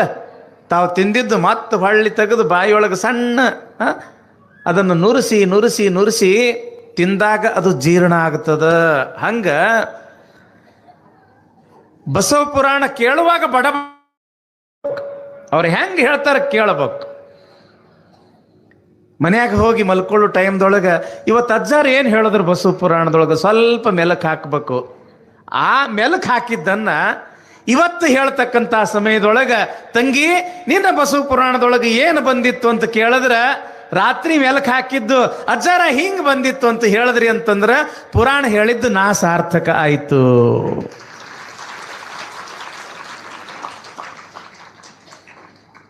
ಮತ್ತು ನಾವು ಹೇಳಿದ್ದಕ್ಕೆ ನಮ್ಮ ಬಿಲ್ ಕೊಡ್ಬೇಕು ಬೇಡ ನೀವು, ಹೌದಲ್ರಿ? ಈಗ ಯಾವುದೇ ವಸ್ತು ತಗೊಂಡ್ರಿ ಅಂತಂದ್ರೆ ಕಿರಾಣಿ ಅಂಗಡಿಯಾಗಿಂದ ಆಗಲಿ ಯಾವುದ ಅಂಗಡಿಯಾಗಿಂದಾಗಿತ್ತು ಪುಕ್ಷಟ್ಟೆ ಕೊಡ್ತಾರೇನವರು? ನೀವೇನಾರ ಹಣ ಕೊಟ್ಟಾಗ ಕೊಡ್ತಾರೇನಿಲ್ಲ, ಬಿಲ್ ಕೊಡ್ಬೇಕು. ಬಿಲ್ ಕೊಟ್ಟಾಗ ಅದು ಪೂರ್ತಿ ಆಗ್ತದು. ನಮ್ಮ ಬಿಲ್ ಏನು?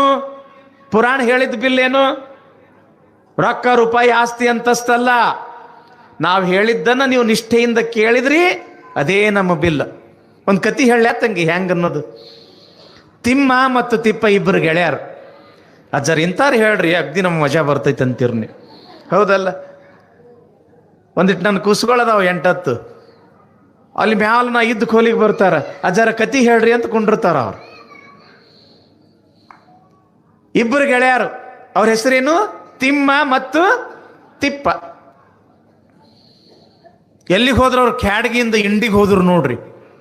ಸಿಕ್ಕಾಪಟ್ಟೆ ಹೊಟ್ಟೆ ಹಸಿದಿತ್ತು. ಮಧ್ಯಾಹ್ನ 3 ಗಂಟೆ 4 ಗಂಟೆ ಆಗಿತ್ತು. ಬೆಳಗ್ಗೆಯಿಂದ ಏನೂ ತಿಂದಿದ್ದಿಲ್ಲ. ಯಾವ ಹೋಟೆಲ್ದೊಳಗೆ ಏನು ಚಲೋ ಸಿಗ್ತದ ಅಂತ ತಿಳ್ಕೊಂಡು ಆ ಹೋಟೆಲ್ ಬೋರ್ಡು ನೋಡ್ಕೊಂತ ನಡೆದಿದ್ರು. ಅಲ್ಲಿ ಒಂದು ದೊಡ್ಡ ಹೋಟೆಲ್ ಮ್ಯಾಲ ಬೋರ್ಡ್ ಹಾಕಿದ್ರು, ಏನಂತ? ಇಲ್ಲಿ ಬೇಕಾದವರು ಬೇಕಾಗಿದ್ದನ್ನ ಬೇಕಾದಷ್ಟು ತಿನ್ನಬಹುದು, ಬಿಲ್ ಮಾತ್ರ ಅವ್ರ ಮೊಮ್ಮಕ್ಕಳ ಕಡೆಯಿಂದ ವಸೂಲಿ ಮಾಡ್ತೀವಿ. ಅಂದ್ರಿ ಇವರು. ನಮ್ದ ಮದಿ ಆಗಿಲ್ಲ, ಇನ್ನು ನಮ್ಮ ಮೊಮ್ಮಕ್ಕಳು ಯಾವಾಗ ಹುಟ್ಟಬೇಕು, ಅವ್ರು ಯಾವಾಗ ಬಿಲ್ ಕೊಡ್ಬೇಕು, ಮುಂದಿಂದ ಯಾವ ನೋಡ್ಯಾನ?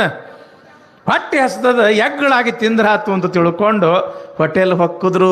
ಏ ತಮ್ಮ ಏನೈತಿ? ಎಲ್ಲ ಐತಿ, ಇಡ್ಲಿ ಐತಿ, ದ್ವಾಸೆ ಐತಿ, ಪಡ್ಡು ಐತಿ, ಉಪ್ಪಿಟ್ಟು ಐತಿ, ಸೂಸಲ ಐತಿ, ಅದು ಐತಿ, ಇದು ಐತಿ, ಎಲ್ಲ ಒಂದೊಂದು ಪ್ಲೇಟ್ ತಗೊಂಡು ಬಾ ಅಂದ್ರು. ತಂದಿಟ್ರು. ಇಬ್ರು ಏನು ಇಲ್ಲಿ ತನ ಬರತನ ತಿಂದ್ರು ನೋಡ್ರಿ. ಹಿಂಗೆ ಬಾಳ್ ಹಾಕ್ರೆ ಸಾಕು ನೆನಕ್ತಿತ್ತದು. ಅಷ್ಟು ಬರತನ ತಿಂದ್ರು. ಹೊಟ್ಟೆ ಮೇಲೆ ಕೈ ಆಡಿಸ್ಕೊಂತ ಓಬ್ಬ ಅಂತ ಹೋಟೆಲ್ದಿಂದ ಹಿಂಗೆ ಹೊರಗೆ ಬರಾಕತ್ತಿದ್ರು. ಹೋಟೆಲ್ ಮಾಲಕ ಅಂದ, ಏನೋ ತಮ್ಗೊಳೆ ಮತ್ತು ಉಣ್ರಿ ಮತ್ತು ಬಿಲ್ಲು. ಸಾವುಕಾರ ಏನಂತ ಬೋರ್ಡ್ ಹಾಕಿ ನೀನು? ಬೇಕಾದವ್ರು ಬೇಕಾಗಿದ್ದನ್ನು ಬೇಕಾದಷ್ಟು ತಿನ್ನಬಹುದು, ಬಿಲ್ ಮಾತ್ರ ಮೊಮ್ಮಕ್ಕಳ ಕಡೆಯಿಂದ ವಸೂಲಿ ಮಾಡಬಹುದು, ಮಾಡ್ತೀವಿ ಅಂತ ಹಾಕಿರಿ. ಮತ್ತು ನಾವು ಉಂಡಿವೆಲ್ಲ ನಮ್ಮ ಮೊಮ್ಮಕ್ಕಳ ಕಡೆಯಿಂದ ನೀವು ಬಿಲ್ ವಸೂಲಿ ಮಾಡ್ರಿ. ಅವಾಗ ಹೋಟೆಲ್ ಮಾಲಕಂದ, ಏ ತಮ್ಗೊಳೆ, ನಾನು ನಿಮ್ಮ ಬಿಲ್ ಕೇಳಾಕತ್ತಿಲ್ಲ, ಹಿಂದ ನಿಮ್ಮ ಮುತ್ಯ ಉಂಡು ಹೋಗಿದ್ದ ಅವ್ರ ಬಿಲ್ಲ ನೀವು ಕೊಡ್ರಿ. ಹಿಂದೆ ನಿಮ್ಮ ಮುತ್ಯ ಉಂಡು ಹೋಗಿದ್ದ ಅವ್ರ ಬಿಲ್ಲ ನೀವು ಕೊಡ್ರಿ. ಅಂದ್ರೆ ಏನು? ಬಿಲ್ ಬಿಲ್ ಕೊಡ್ಲಿಲ್ಲ ಅಂದ್ರೆ ನಡೆಯೋದಿಲ್ಲ. ನಮ್ಮ ಬಿಲ್ ಏನು ಅಂತಂದ್ರೆ, ತಂಗಿ ನಿನ್ನ ಯಾವ ವಿಚಾರ ಬಂದಿತ್ತವ ಪುರಾಣದೊಳಗ? ನಾಳೆಯಿಂದ ಒಬ್ರು ಯಾರಾದ್ರೂ ಎದ್ದು ನಿಂತು ಅಜ್ಜರ ನಿನ್ನ ಈ ವಿಚಾರ ಬಂದಿತ್ತು ಅಂತ ಒಂದೇ ವಾಕ್ಯದೊಳಗೆ ಹೇಳಿದ್ರಿ ಅಂತಂದ್ರೆ ನಮ್ಮ ಪುರಾಣ ಮುಂದುವರಿತದ. ಗೊತ್ತಾತಾ ತಂಗಿ? ಗೊತ್ತಾತ್ರಿವ? ಜಯ ನಮ ಪರಾಪತೆ ಶಿವ ಹರ ಹರ. ಭೀಮ ಕವಿಗಳು ಕೈಲಾಸದ ವರ್ಣನೆಯನ್ನು ಮಾಡ್ತಾ ಇದ್ದಾರೆ, ಹೌದಲ್ಲ? ಇದೇ ವಿಚಾರ ಬಂದಿತ್ತಲ್ಲ ತಂಗಿ? ಅಸಿತಗಿರಿ ಸಮಂ ಸ್ಯಾತ್ಕಜ್ಜಲಂ ಸಿಂಧು ಪಾತ್ರೆ ಸುರತರುವರ ಶಾಖಾ ಲೇಖಿಣಿ ಪತ್ರ ಮೂರ್ವಿ. ರಜತಗಿರಿ ಅದು ಬೆಳ್ಳಿಯ ಬೆಟ್ಟ ಅಂತ ಕರಿತೀವಿ ನಾವು ಕನ್ನಡದೊಳಗೆ. ಪರಮಾತ್ಮ ಇರತಕ್ಕಂಥ ಆ ಬೆಟ್ಟಕ್ಕೆ ಬೆಳ್ಳಿಯ ಬೆಟ್ಟ, ಕೈಲಾಸ ಪರ್ವತ. ಅಪೂರ್ವವಾಗಿರ್ತಕ್ಕಂಥ ಜ್ಞಾನ ಸಿಂಹಾಸನದ ಮೇಲೆ ಪರಮೇಶ್ವರ, ಪಾರ್ವತಿ, ಗಣಪ, ಷಣ್ಮುಖರ ಸಮೇತನಾಗಿ ಕುಳಿತಿರ್ತಕ್ಕಂಥ ಸಂದರ್ಭ. ಅವನ ಎಡಬಲದಲ್ಲಿ ಸೃಷ್ಟಿ ಸ್ಥಿತಿ ಲಯಕರ್ತರಾಗಿರ್ತಕ್ಕಂಥ ಬ್ರಹ್ಮ, ವಿಷ್ಣು, ರುದ್ರರು, ಪಾರ್ವತಿ, ಸರಸ್ವತಿ, ಕಾಳಿಯರು, ಇಂದ್ರಾಣಿಯರು, ಸಪ್ತ ಋಷಿಗಳು, ಭೂತಗಣ, ಪ್ರೇತಗಣ, ಪಿಶಾಚಗಣ, ಅನೇಕ ದೇವಾನುದೇವತೆಗಳಿಂದ ಆ ಶಿವನ ಸಭೆ ತುಂಬಿ ತೊಳಕತ್ತದ. ಅಲ್ಲಿ ನಂದಿ, ಭೃಂಗಿ ಆನಂದದಿಂದ ಆ ಒಂದು ಮಧುರಮಯ, ಆ ಶಿವಮಯ ಸಂಭ್ರಮದಲ್ಲಿ ಎಲ್ಲರೂ ಇರ್ತಕ್ಕಂಥ ಸಮಯದೊಳಗ ಯಾರು ಬಂದರು? ನಾರಾಯಣ ನಾರಾಯಣ ನಾರಾಯಣ ಅಂತ ನಾರದ ಮಹರ್ಷಿಗಳು ಬಂದರು. ಪರಮಾತ್ಮನಿಗೆ ನಮಸ್ಕಾರವನ್ನ ಮಾಡಿ, ಹೇ ಜಗತ್ತಿನ ಒಡೆಯನಾಗಿರ್ತಕ್ಕಂಥ ಶಂಕರ, ಯಾವಾಗ ಭೂಲೋಕದಲ್ಲಿ ಅನ್ಯಾಯ ಅಧರ್ಮ ತಲೆ ಎತ್ತಿ ಮೆರಿತದ, ಆವಾಗ ನಾನು ಅವತಾರವನ್ನ ಎತ್ತಿ ಧರ್ಮವಂತರನ್ನ ಕಾಪಾಡ್ತೇನೆ, ಧರ್ಮವನ್ನ ಮತ್ತೆ ನಾನು ಪುನಃಸ್ಥಾಪನೆ ಮಾಡ್ತೀನಿ ಅಂತ ವಚನವನ್ನ ಕೊಟ್ಟಿರ್ತಕ್ಕಂಥ ಹೇ ಭೋಲೆನಾಥ, ನಿನ್ನ ದೃಷ್ಟಿ, ನಿನ್ನ ಅಪೂರ್ವವಾಗಿರ್ತಕ್ಕಂಥ ದೃಷ್ಟಿಯಿಂದ ಒಂದಿಷ್ಟು ಭೂಲೋಕದತ್ತ ನೋಡು. ಅನ್ಯಾಯ ಅಧರ್ಮ ತಲೆ ಎತ್ತಿ ಮೆರೆಯಕತ್ತದ. ಭೂಲೋಕದಲ್ಲಿ ನೀನು ಅವತಾರ ಎತ್ತತಕ್ಕಂಥ ಸಮಯ ಬಂದದ. ನೀನು ಭೂಲೋಕದಲ್ಲಿ ಅವತಾರ ಎತ್ತಿ ಭೂಲೋಕವನ್ನು ಉದ್ಧಾರ ಮಾಡು ಅಂತ ತಿಳ್ಕೊಂಡು ಯಾವಾಗ ನಾರದ ಮಹರ್ಷಿಗಳು ಹೇಳಿದ್ರೋ ಆವಾಗ ಶಿವ ಅಂತನ, ಹೌದು ನಾರದ, ಈ ಸಲ ಭೂಲೋಕದಲ್ಲಿ ನಾನು ಅವತಾರ ಎತ್ತೋದಿಲ್ಲ, ಬದಲಾಗಿ ನನ್ನ ವಾಹನನಾಗಿರ್ತಕ್ಕಂಥ ನಂದೀಶ ಬಸವಣ್ಣನಾಗಿ ಈ ಲೋಕವನ್ನು ಉದ್ಧಾರ ಮಾಡ್ತಾನ. ನಂದೀಶನೊಳಗಂಥ ಶಕ್ತಿ ಅದ ಏನು? ನಾರದ, ನಂದೀಶ ಸಾಮಾನ್ಯ ಅಂತ ತಿಳ್ಕೊಳ್ಳಕ್ ಹೋಗ್ಬೇಡ. ನಾನೇ ನಂದೀಶ, ನಂದೀಶನೇ ನಾನು. ನಮ್ಮಿಬ್ಬರಲ್ಲಿ ಯಾವುದೇ ರೀತಿಯ ಭೇದ ಇಲ್ಲ. ಹೇ ನಂದೀಶ, ಭೂಲೋಕದಲ್ಲಿ ಅವತಾರವನ್ನ ಎತ್ತಿ ನೀನು ಭೂಲೋಕವನ್ನು ಉದ್ಧಾರ ಮಾಡಪ್ಪ. ಅಲ್ಲಿ ಎಲ್ಲರೂ ಪ್ರೀತಿಯಿಂದ ಸಾಮರಸ್ಯದಿಂದ ಬದುಕುವ ಹಾಗೆ ಮಾನವೀಯ ಮೌಲ್ಯಗಳನ್ನ ಆ ಜನರಲ್ಲಿ ನೀನು ಬಿತ್ತು ಅಂತ ತಿಳ್ಕೊಂಡು ಪರಮಾತ್ಮ ಆಜ್ಞೆಯನ್ನ ಮಾಡ್ದ.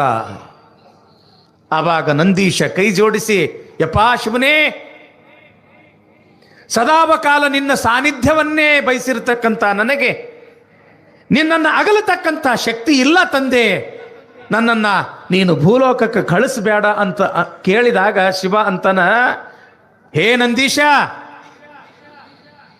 ನನ್ನನ್ನು ಬಿಟ್ಟು ಇರ್ತಕ್ಕಂಥ ಶಕ್ತಿ ನಿನಗೆ ಹೆಂಗೆ ಇಲ್ಲೋ, ನಿನ್ನನ್ನು ಕೂಡ ಬಿಟ್ಟು ಇರ್ತಕ್ಕಂಥ ಶಕ್ತಿ ನನಗೂ ಕೂಡ ಇಲ್ಲ.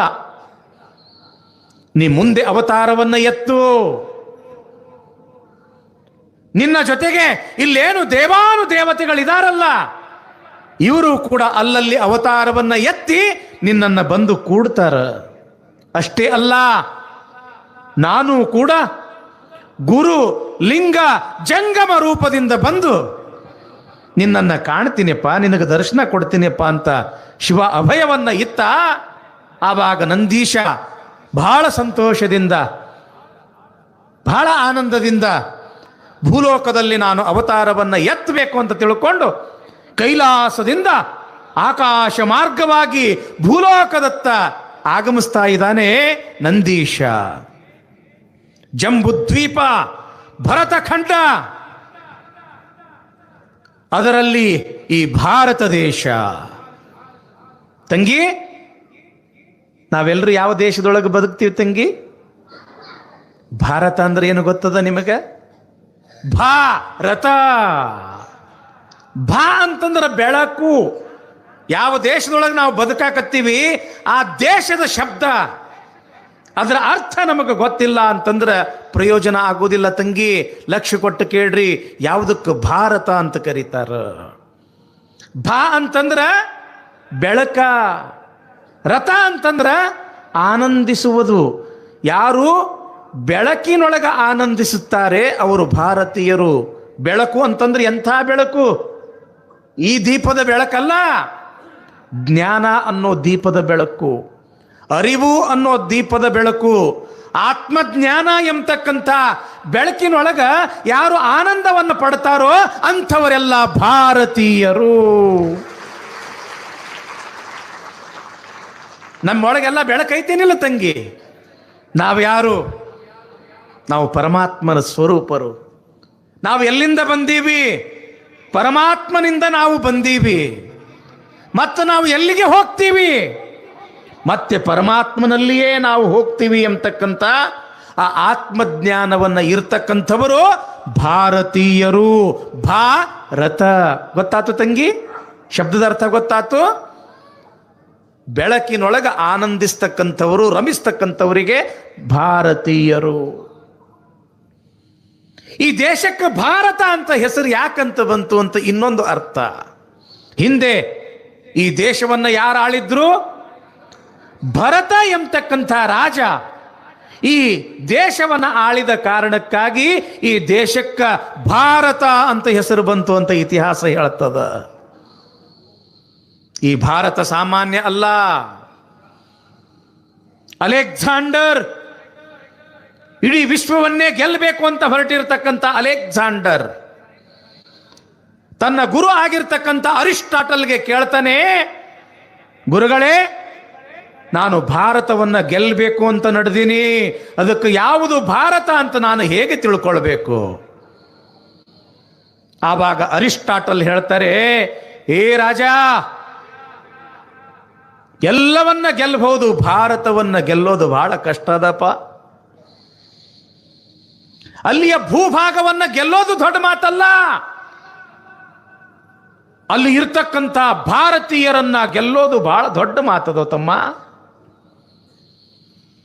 ಭಾರತ ಎಂಬತಕ್ಕಂಥದ್ದು ಅದೊಂದು ಕೇವಲ ಭೂ ಪ್ರದೇಶವಲ್ಲ, ಅದೊಂದು ಆಧ್ಯಾತ್ಮಿಕದ ಖಣಿ.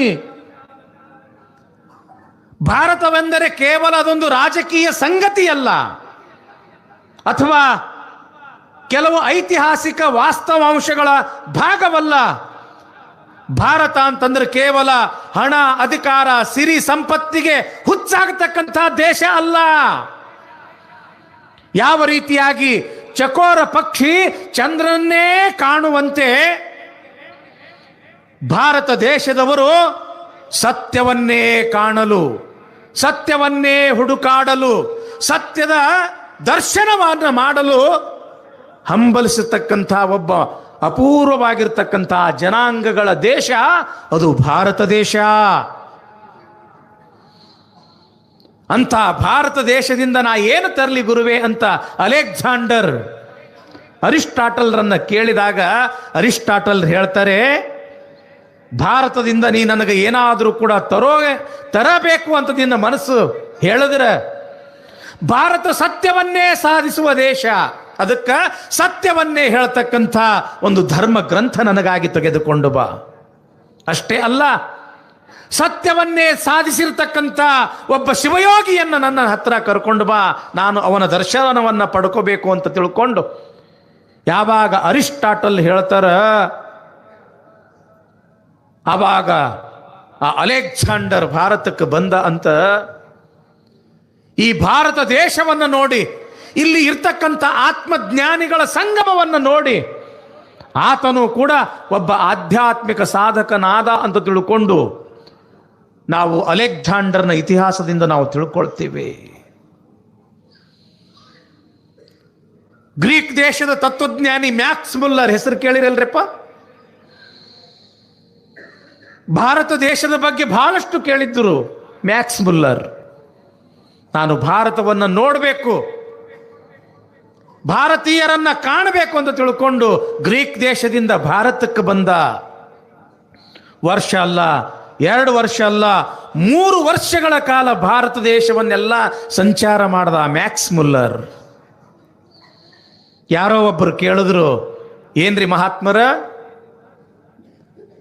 ವರ್ಷ ಅಲ್ಲ, 2 ವರ್ಷ ಅಲ್ಲ, 3 ವರ್ಷಗಳ ಕಾಲ ನೀವು ಭಾರತ ದೇಶವನ್ನ ತಿರುಗಾಡಿದ್ರಿ, ಆದ್ರೆ 1 ದಿವಸನೂ ಕೂಡ ಕಾಲಾಗ ಚಪ್ಪಲಿಯನ್ನ ಮೆಟ್ಕೊಳ್ಳಿಲ್ಲಲ್ಲ. ಬೇಸಿಗೆನ ಇರಲಿ, ಮಳೆಗಾಲ ಇರಲಿ, ಚಳಿಗಾಲ ಇರಲಿ, ಕಾಲಲ್ಲಿ ಪಾದರಕ್ಷೆಗಳನ್ನು ಹಾಕಿಕೊಳ್ಳದೆ ಬರಿಗಾಲಲ್ಲೇ ನೀವು ಭಾರತ ದೇಶವನ್ನು ಯಾಕೆ ತಿರುಗಿದ್ರಿ ಅಂತ ಕೇಳಿದಾಗ ಮ್ಯಾಕ್ಸ್ ಮುಲ್ಲರ್ ಎಂಥ ಮಾತು ಹೇಳ್ತಾನೆ ಗೊತ್ತದ ಏನು? ಮೈ ರೋಮಾಂಚನ ಆಗ್ತದ. ಬರಿಗಾಲಲ್ಲೇ ಯಾಕೆ ಭಾರತ ದೇಶವನ್ನು ತಿರುಗಿದ್ರಿ ಅಂತ ಕೇಳಿದಾಗ ಮ್ಯಾಕ್ಸ್ ಮುಲ್ಲರ್ ಹೇಳ್ತಾನ, ನಾನು ದೇವಸ್ಥಾನದಲ್ಲಿ ಚಪ್ಪಲಿಯನ್ನು ಮೆಟ್ಟಿಕೊಳ್ಳುವುದಿಲ್ಲ. ಇಡೀ ಭಾರತ ದೇಶ ನನ್ನ ಪಾಲಿಗೆ ದೇವಸ್ಥಾನ. ನೋಡಿ, ಇಲ್ಲಿ ಗುಡ್ಡದ ಬಸವರಾಜೇಂದ್ರ ಶಿವಯೋಗಿಯ ಮಠ ಅದ ಅಂತಂದ್ರ ನಾವು ಅಷ್ಟು ದೂರ ಬಿಟ್ಟು ಬರ್ತೀವಿ. ಯಾಕ? ಇದೊಂದು ಪವಿತ್ರ ಸ್ಥಾನ. ಇಡೀ ಭಾರತ ದೇಶವೇ ನನ್ನ ಪಾಲಿಗೆ ದೇವಸ್ಥಾನ. ಅದಕ್ಕೆ ನಾನು ಈ ದೇವಸ್ಥಾನದಲ್ಲಿ ಚಪ್ಪಲಿಯನ್ನು ನಾನು ಮೆಟ್ಟಿಕೊಳ್ಳಲಿಲ್ಲ. ಇಂಥ ಪವಿತ್ರವಾಗಿರ್ತಕ್ಕಂಥ ಸ್ಥಾನ ಭಾರತ ದೇಶ. ಸ್ವಾಮಿ ವಿವೇಕಾನಂದರು ಭಾರತ ಅಂತಂದ್ರೇನು, ಹಿಂದೂ ಧರ್ಮ ಅಂತಂದ್ರೇನು, ಹಿಂದೂಗಳು ಏನು ಅಂತ ತಿಳ್ಕೊಂಡು ಈ ದೇಶದ ಮಹತ್ವವನ್ನು ಸಾರಲಿಕ್ಕೆ ಅಮೇರಿಕಾಕ್ಕೆ ಹೋದ್ರು. ಶಿಕಾಗೋ ಪಟ್ಟಣದಲ್ಲಿ ಅದ್ಭುತವಾಗಿರ್ತಕ್ಕಂತಹ ಭಾಷಣವನ್ನ ಮಾಡಿದ್ರು. ಯಾವಾಗ ಇಡೀ ಅಮೇರಿಕ ಎಲ್ಲ ಸಂಚಾರ ಮಾಡಿ ಭಾರತ ದೇಶದ ಗುಣಗಾನವನ್ನ ಮಾಡಿ ಭಾರತೀಯ ಸಂಸ್ಕಾರ ಸಂಸ್ಕೃತಿಯನ್ನ ಅಮೇರಿಕನ್ನರಿಗೆ ತಿಳಿಸಿ ಯಾವಾಗ ಮರಳಿ ಭಾರತಕ್ಕೆ ಬಂದರು, ವಿಮಾನದಿಂದ ಇಳಿದ್ರು, ಸ್ವಲ್ಪ ಹಿಂಗ ದೂರ ಬಂದು ಆ ಭಾರತ ದೇಶದ ಆ ಮಣ್ಣನ್ನ ಹಿಂಗ ಬೊಗಸೆಯೊಳಗ ತುಂಬಿಕೊಂಡು ಹಿಂಗ ತಲೆ ಮೇಲೆ ಸುರುಕೊಂಡ್ರಂತ ಸ್ವಾಮಿ ವಿವೇಕಾನಂದರು. ಅಲ್ಲಿರ್ತಕ್ಕಂಥ ಪತ್ರಕರ್ತರು ಕೇಳಿದ್ರಂತ, ಏನ್ರಿ ವಿವೇಕಾನಂದ್ರೆ, ಬೊಗಸೆ ತುಂಬ ಮಣ್ಣು ತುಂಬಿಕೊಂಡು ತಲೆ ಮೇಲೆ ಯಾಕೆ ಸುರುಕೊಂಡ್ರಿ? ಆವಾಗ ವಿವೇಕಾನಂದರು ಹೇಳಿದ್ರಂತ, ನಾನು ಅಮೇರಿಕಕ್ಕೆ ಹೋಗಿದ್ದೆ, ಅದು ಭೋಗ ಭೂಮಿ, ಅದು ಭೋಗ ಭೂಮಿ, ಸಂಪತ್ತಿನ ಭೂಮಿ. ಅಲ್ಲಿ ಇರ್ತಕ್ಕಂಥ ಸಂಸ್ಕಾರ ಸಂಸ್ಕೃತಿಯನ್ನು ನೋಡಿ ನೋಡಿ ಮನಸ್ಸು ಮೈಯೆಲ್ಲ ಹೊಲಸಾಗಿ ಬಿಟ್ಟಿತ್ತು.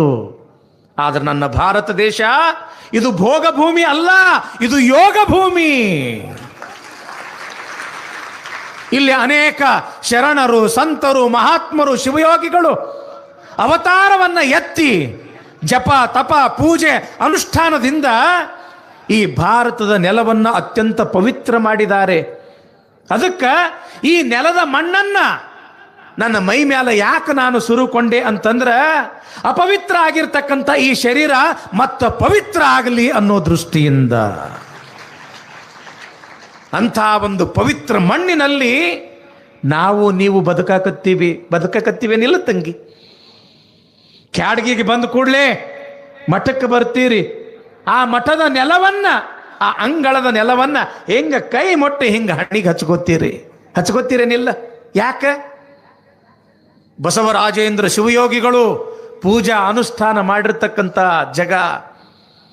ಶಿವಬಸವರಾಜೇಂದ್ರ ಮಹಾಶಿವಯೋಗಿಗಳು ನಿತ್ಯವೂ ಕೂಡ ತ್ರಿಕಾಲ ಅನುಷ್ಠಾನವನ್ನ ಮಾಡಿ ತಮ್ಮ ತಪಸ್ಸಿನ ಬಲದಿಂದ ಈ ಕ್ಷೇತ್ರವನ್ನ ಪವಿತ್ರ ಮಾಡ್ಯಾರಂತ ತಿಳ್ಕೊಂಡು ಈ ಮಠದ ಅಂಗಳದ ಆ ಮಣ್ಣನ್ನು ಕೂಡ ನೀವು ಹಣಿಗೆ ಹಚ್ಕೊಳ್ತೀರಿ. ಯಾಕೆ?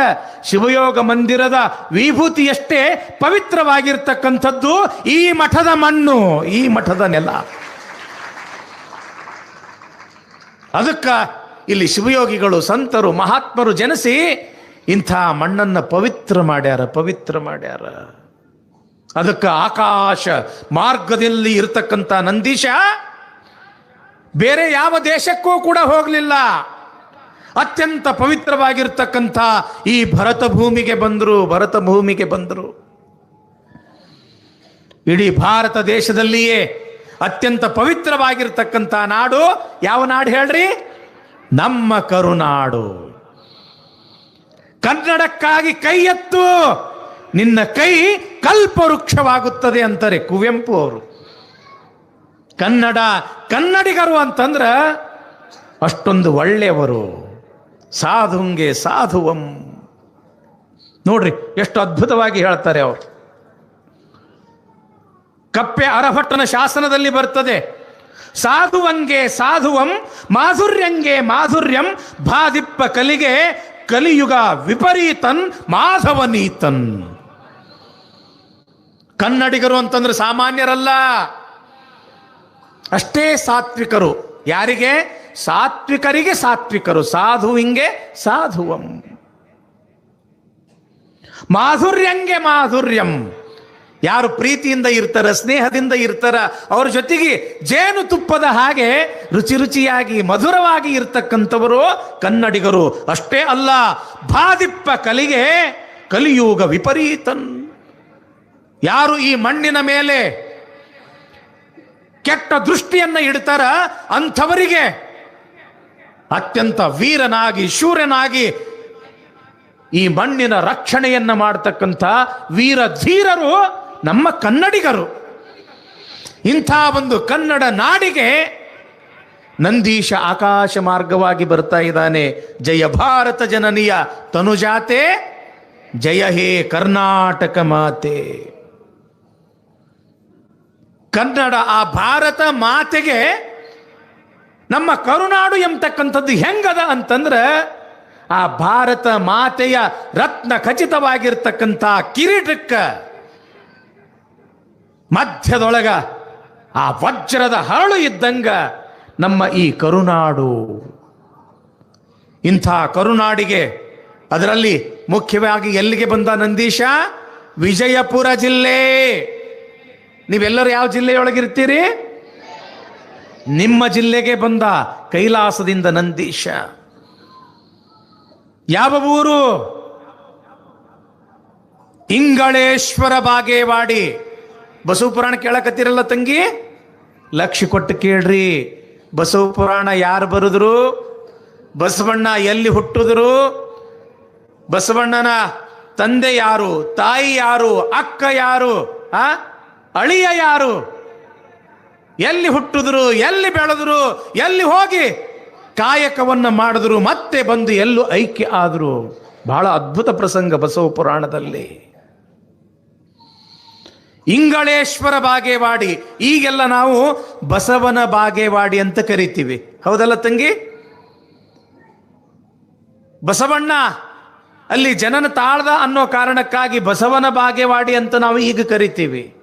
ಆದ್ರೆ ಮೊದಲು ಆ ಬಾಗೇವಾಡಿಗೆ ಏನಂತ ಕರಿತಿದ್ರು? ಇಂಗಳೇಶ್ವರ ಬಾಗೇವಾಡಿ. ಬಾಗೇವಾಡಿಯಿಂದ ಸ್ವಲ್ಪ ದೂರದಲ್ಲಿ ಇರತಕ್ಕಂಥದ್ದು ಇಂಗಳೇಶ್ವರ. ಆಗಿನ ಕಾಲಕ್ಕೆ ಅದೊಂದು ದೊಡ್ಡ ಪಟ್ಟಣ. ಸಂಸ್ಕೃತ ಅನೇಕ ಪಾಠಶಾಲೆಗಳನ್ನು ಹೊಂದಿರತಕ್ಕಂಥದ್ದು, ಅನೇಕ ಪಂಡಿತರು, ಜ್ಞಾನಿಗಳು, ವಿದ್ವಾಂಸಗಳ ತವರೂರು ಅಂತ ಅನಿಸ್ಕೊಂಡಿರ್ತಕ್ಕಂಥದ್ದು ಇಂಗಳೇಶ್ವರ. ಆ ಇಂಗಳೇಶ್ವರ ಪಕ್ಕಕ್ಕೆ ಈ ಊರು ಇದ್ದ ಕಾರಣಕ್ಕಾಗಿ ಇಂಗಳೇಶ್ವರ ಬಾಗೇವಾಡಿ ಅಂತ ಕರೀತಿದ್ರು. ಆ ಬಾಗೇವಾಡಿಯೊಳಗ ಅಗ್ರಹಾರ. ಆ ಅಗ್ರಹಾರದ ನಾಯಕ ಮಾದರಸ. ಹೆಸರೇನು ತಂಗಿ? ಮಾದರಸ. ಶೈವ ಬ್ರಾಹ್ಮಣ ಕುಟುಂಬದಲ್ಲಿ ಇರ್ತಕ್ಕಂಥವನು ಮಾದರಸ. ಬ್ರಾಹ್ಮಣರಲ್ಲಿ ಸ್ಮಾರ್ಥರು, ವೈಷ್ಣವರು ಅಂತ ಬರ್ತಾರೆ, ಎರಡು ಪಂಗಡಗಳು.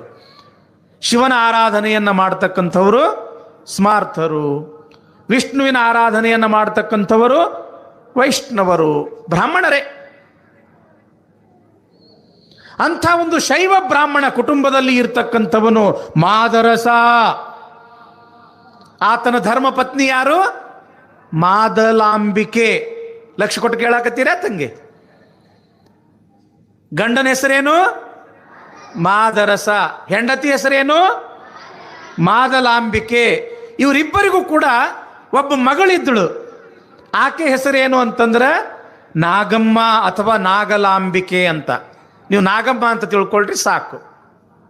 ಬಹಳ ಒಳ್ಳೆಯವರು, ಬಹಳ ಧರ್ಮವಂತರು, ಬಹಳ ಆಚಾರವಂತರು, ಬಡವರು, ದೀನ ದಲಿತರು, ಕಂಡ್ರು ಬಹಳ ಅಂತಂದ್ರೆ ಬಹಳ ಅಂತಃಕರಣ ಇದ್ದಿರ್ತಕ್ಕಂಥ ಪುಣ್ಯವಂತ ದಂಪತಿಗಳಿವರು. ಹೆಂಗೆ ಇದ್ರು ಅಂತಂದ್ರೆ ಒಂದೇ ನಾಣ್ಯದ ಎರಡು ಮುಖ ಇದ್ದಂಗೆ ಇದ್ರು. ಅಷ್ಟು ಅಪರೂಪ ಇದ್ರು, ಅಷ್ಟು ಪ್ರೀತಿಯಿಂದ ಇದ್ರು, ಅಷ್ಟು ಧರ್ಮವಂತರಾಗಿ ಇದ್ರು ಮಾದರಸ, ಮಾದಲಾಂಬಿಕೆ.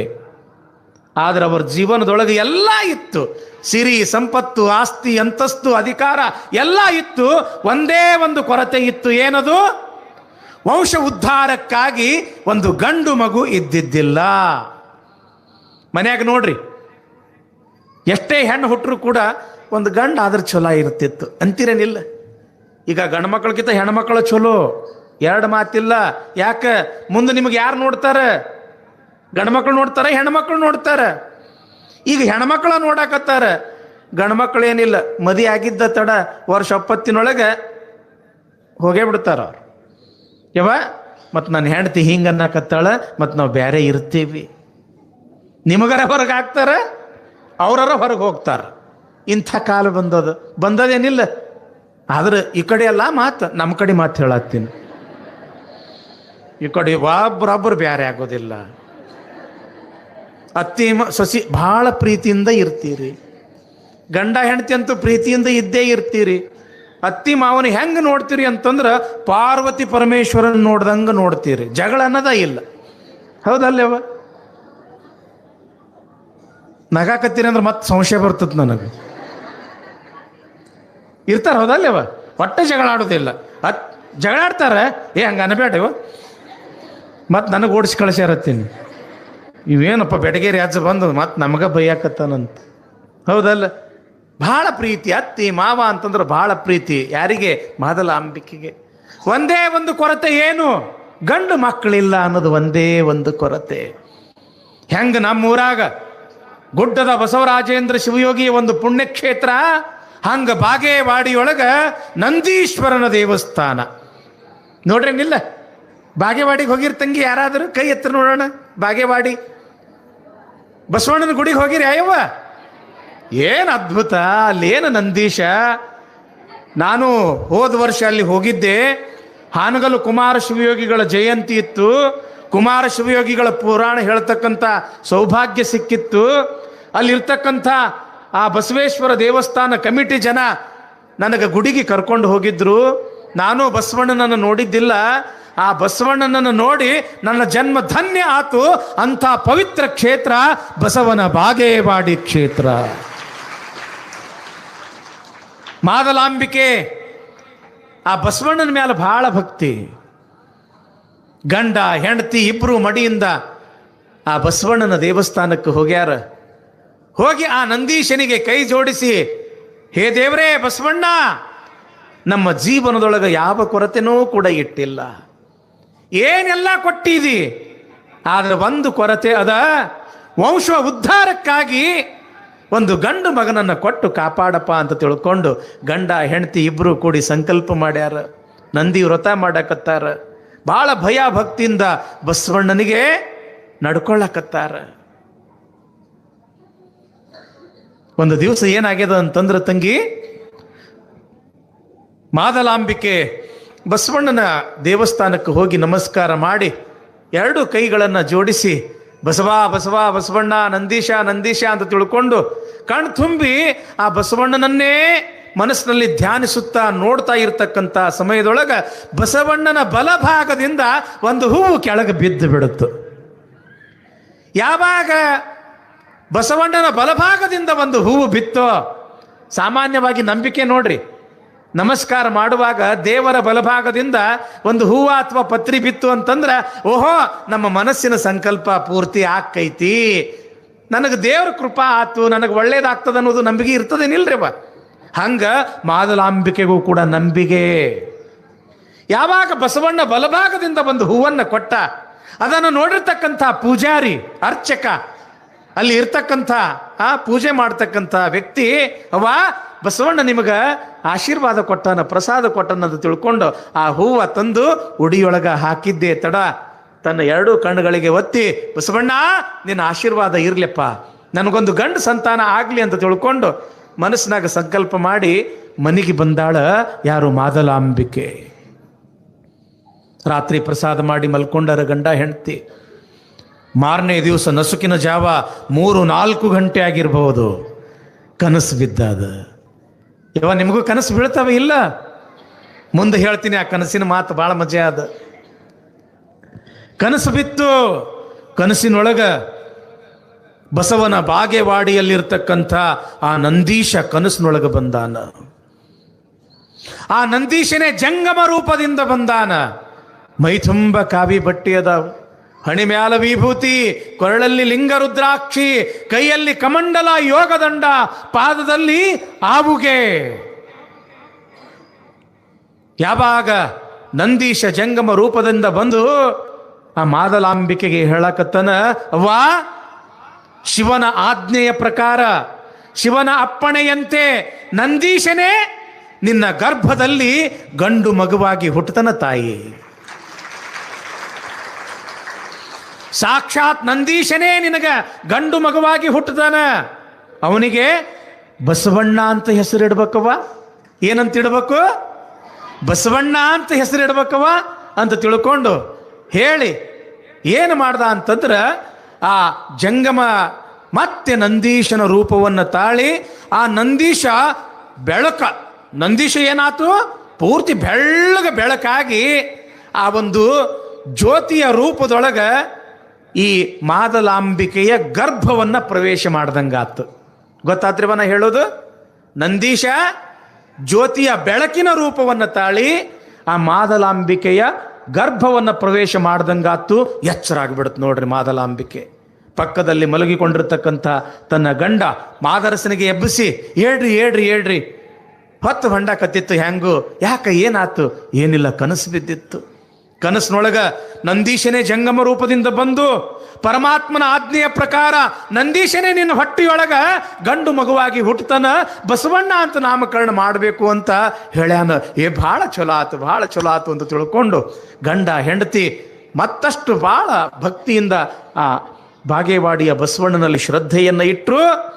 ಕನಸು ಸುಳ್ಳಾಗಲಿಲ್ಲ. ಮುಂದೆ ಮಾದಲಾಂಬಿಕೆ ಗರ್ಭವನ್ನು ಧರಿಸಿದಳು. 3 ತಿಂಗಳಾತು, 6 ತಿಂಗಳಾತು, 7 ತಿಂಗಳಾತು. 7 ತಿಂಗಳಾದ ಕೂಡಲೇ ಏನು ಶುರು ಆದು? ಬಯಕೆಗಳು ಶುರು ಆದು. ಎಂಥ ಬಯಕೆಗಳು, ಎಂಥ ಬಯಕೆಗಳು ಇರ್ತಾವ ಹೇಳ್ರಿ? ಅದು ತಿನ್ನಬೇಕು, ಇದು ತಿನ್ನಬೇಕು. ಹಿಂದಕ್ಕೆ ನಮ್ಮ ಹೆಣ್ಮಕ್ಳು ಏನು ತಿಂತಿದ್ರು? ಹಸನು ಮಾಡುವಾಗ ಮಣ್ಣಿನ ಹೆಂಟಿ ಬಂದ್ರು ಗುಳುಮ್ಮ, ಹೌದಲ್ಲ? ಅದನ್ನು ತಿಂದು ಏನು ತಿಂದ್ರು ಸಮಾಧಾನ ಆಗೋದಿಲ್ಲ. ಅವಾಗ ಬೇಕಂತ ಬಯಕೆ ಬುತ್ತಿ ಅಂತ ಮಾಡ್ತಾರನಿಲ್ಲ ತಂಗಿ, ಬಯಕೆ ಬುತ್ತಿ. ಯಾಕ? ಆ ಸಮಯದೊಳಗೆ ಅದನ್ನು ತಿನ್ನಬೇಕು, ಇದನ್ನು ತಿನ್ನಬೇಕು ಅನ್ನೋ ತಿಳ್ಕೊಂಡು ಬಯಕೆಗಳಾಗ್ತಿರ್ತಾವ. ಹೊಟ್ಟೆಯಲ್ಲಿ ಮಗು ಬೆಳೀತಾ ಇರ್ತದ, ಆ ಮಗುವಿಗೆ ಹೆಚ್ಚಿಗೆ ಶಕ್ತಿಯನ್ನು ತುಂಬಬೇಕಾಗಿರ್ತದ. ಅದಕ್ಕೆ ಒಳ್ಳೊಳ್ಳೆ ಆಹಾರಗಳು ತಿನ್ನಿಸ್ಬೇಕು ಗರ್ಭಿಣಿಯರಿಗೆ ಅಂತ ಹೇಳ್ತಾರೆ, ಹೌದಲ್ಲ? ಮನೆಗೆ ಕರ್ಕೊಂಡು ಹೋಗಿ ಊಟ ಮಾಡಿಸ್ತೀರೇನಿಲ್ರೇವ ನೀವು? ಇಲ್ಲಿ ಮಾದಲಾಂಬಿಕೆಗೂ ಕೂಡ ಬಯಕೆಗಳು ಶುರು ಆದವು. ಎಂಥ ಬಯಕೆಗಳು? ಶಿವಭಕ್ತಿಯನ್ನ ಮಾಡಬೇಕು, ಶಿವಜ್ಞಾನವನ್ನು ಕೇಳಬೇಕು, ಶಿವವ್ರತವನ್ನ ಮಾಡಬೇಕು, ಶಿವ ಭಜನೆಯನ್ನ ಮಾಡಬೇಕು, ಶಿವಚಿಂತನೆಯನ್ನ ಮಾಡಬೇಕು, ಶಿವಾನುಭವವನ್ನು ಕೇಳಬೇಕು ಅಂತ ತಿಳ್ಕೊಂಡು ಇಂಥ ಬಯಕೆಗಳು ಶುರುವಾದವು. ಯಾಕ? ಹೊಟ್ಟೆಯೊಳಗೆ ಹುಟ್ಟತಕ್ಕಂಥ ಮಗು ಅಂತಿಂತವನಲ್ಲ, ಸಾಕ್ಷಾತ್ ನಂದೀಶ. ಇಂಥ ಒಳ್ಳೊಳ್ಳೆ ಬಯಕೆಗಳು ಶುರುವಾದವು. ಯಾವಾಗ ಆ ಒಂದು ಸೀಮಂತ ಕಾರ್ಯವನ್ನು ಮಾಡಿದ್ರೋ, ಮಾದಲಾಂಬಿಕೆ ಎಲ್ಲಿಗೆ ಬಂದಳು? ತನ್ನ ತವರೂರಾಗಿರ್ತಕ್ಕಂಥ ಇಂಗಳೇಶ್ವರ. ನೋಡ್ರಿ, ಮಾದಲಾಂಬಿಕೆ ತವರೂರು ಯಾವುದು? ಇಂಗಳೇಶ್ವರಕ್ಕೆ ಹೇರಿಗೆಗಂತ ಬಂದಳು ಎಂಬತಕ್ಕಂಥ ವಿಚಾರ ಇವತ್ತಿನ ದಿವಸದ ಬಸವ ಪುರಾಣದಾಗ ಕೇಳ್ತೀವಿ. ಹಾಗಾದ್ರೆ ನಾಳೆ ಯಾರು ಹುಟ್ಟುತ್ತಾರೆ ತಂಗಿ? ಬಸವಣ್ಣ ಹುಟ್ಟತಕ್ಕಂಥ ಸಮಯದೊಳಗೆ ಒಂದು ಬಹಳ ದೊಡ್ಡ ಘಟನೆ ಆಗ್ತದೆ. ಆ ಘಟನೆ ಕೇಳೋದೇ ಬಹಳ ಅಪರೂಪ. ಅದಕ್ಕೆ ಇವತ್ತು ನೀವೇನು ಬಂದಿರಲ್ಲ ಬುತ್ತಿ ತಗೊಂಡು, ನಾಳೆಗೆ ಬರಬೇಕ ನೀವು ಬುತ್ತಿ ಅಂತ ತಗೊಂಡು ಬರಕ್ಕೆ ಹೋಗ್ಬೇಡ್ರಿ. ನಾಳೆ ಏನದ? ಬಸವಣ್ಣನ ತೊಟ್ಟಲ ಅದ. ಬಸವಣ್ಣನಿಗೆ ತೊಟ್ಟಲದೊಳಗೆ ಹಾಕಿ ಬಸವಣ್ಣನ ಕಿವಿಯೊಳಗ ಬಸವಣ್ಣ ಬಸವಣ್ಣ ಕುಟ್ಟುಟ್ಟು ಕುರ್ರಂತ ನಾಮಕರಣ ಮಾಡಕ್ಕೆ ಬರ್ಬೇಕ್ರಿವ. ನೀವೆಲ್ಲರೂ ಬರ್ತೀರಿ? ಜೋರಾಗಿ ಚಪ್ಪಾಳಿ ತಟ್ಟಿ ನೋಡೋಣ. ನಿಮ್ಮ ಮನೆಯಾಗ ಮಕ್ಕಳಿಗೆ ನಾಮಕರಣ ಮಾಡು ಪುಣ್ಯ ನಿಮ್ಗೆಲ್ಲರಿಗೂ ಸಿಗ್ತದ, ಇಲ್ಲ ಅಂತಲ್ಲ. ಆದ್ರೆ ವಿಶ್ವಗುರು ಜಗದ್ಗುರು ಅಣ್ಣ ಅಪ್ಪ ಬಸವಣ್ಣನಿಗೆ ತೊಟ್ಟಿಲೊಳಗೆ ಹಾಕಿ ಬಸವಾ ಬಸವ ಅಂತ ನಾಮಕರಣ ಮಾಡು ಪುಣ್ಯ ಯಾರಿಗೆ ಸಿಗ್ತದ ತಂಗಿ? ಅದಕ್ಕೆ ನಾಳೆಗೆ ಸುತ್ತಮುತ್ತ 10 ಹಳ್ಳಿಗೆ ಫೋನ್ ಮಾಡಿ ಹೇಳ್ಬೇಕು ನೀವೆಲ್ಲರೂ, ಬಸವಣ್ಣನ ತೊಟ್ಟಲು ಕಾರ್ಯ ಅದ ತಂಗಿ, ನೀ ಬರ್ರಿ ನೀ ಬರ್ರಿ ನೀ ಬರ್ರಿ ಅಂತ ಎಲ್ಲರಿಗೆ ಕರ್ಕೊಂಡು ಬಂದು ನಾಳೆ ಬಸವಣ್ಣನ ತೊಟ್ಟಲು ಕಾರ್ಯ ನಡೆಸ್ಕೊಡ್ತೀರವ ಎಲ್ಲರೂ? ಏನ್ರಿಪ್ಪ ಶರಣರು, ನೀವು ನಡೆಸ್ಕೊಡ್ತೀರೇನ್ರಿಪ್ಪ? ನಾಳೆ ಎಲ್ಲರೂ ಕೂಡಿ ಬಸವಣ್ಣನ ತೊಟ್ಟಲು ಕಾರ್ಯಕ್ರಮ ಮಾಡೋಣ ಎಂಬತಕ್ಕಂಥ ಮಾತನ್ನ ಈ ಸಂದರ್ಭದಲ್ಲಿ ಹೇಳ್ತಾ, ಇವತ್ತು ಭುಯ್ಯಾರ ಮತ್ತು ನಾಗರಹಳ್ಳಿಯಿಂದ ಬಂದಿರತಕ್ಕಂಥ ಎಲ್ಲ ಸದ್ಭಕ್ತರು ತಾಯಂದರು ಬಹಳ ಭಕ್ತಿಯಿಂದ ಶ್ರದ್ಧೆಯಿಂದ ತಾವು ಬಸವ ಬುತ್ತಿಯನ್ನು ತಂದಿದ್ದೀರಿ. ಭುಯ್ಯಾರ ಅಂದ ಕೂಡಲೇ ನನ್ನ ಮಗಳ ನೆನಪು ಬರ್ತದೆ. ನಮ್ಮ ಶಿಷ್ಯ ಮಕ್ಕಳಿಗೆ, ನನ್ನ ಮಗಳಿಗೆ ಅಲ್ಲಿ ಕೊಟ್ಟಾರ ಮಾಳಿಗೆ ಮನೆತನ ಆಳಗಿ ಭುಯ್ಯಾರದೊಳಗೆ ಕೊಟ್ಟಾರ. ಆ ಮನೆ ಸ್ವಲ್ಪ ಹೆಸರು ನನಗೆ ನೆನಪಿಲ್ಲ.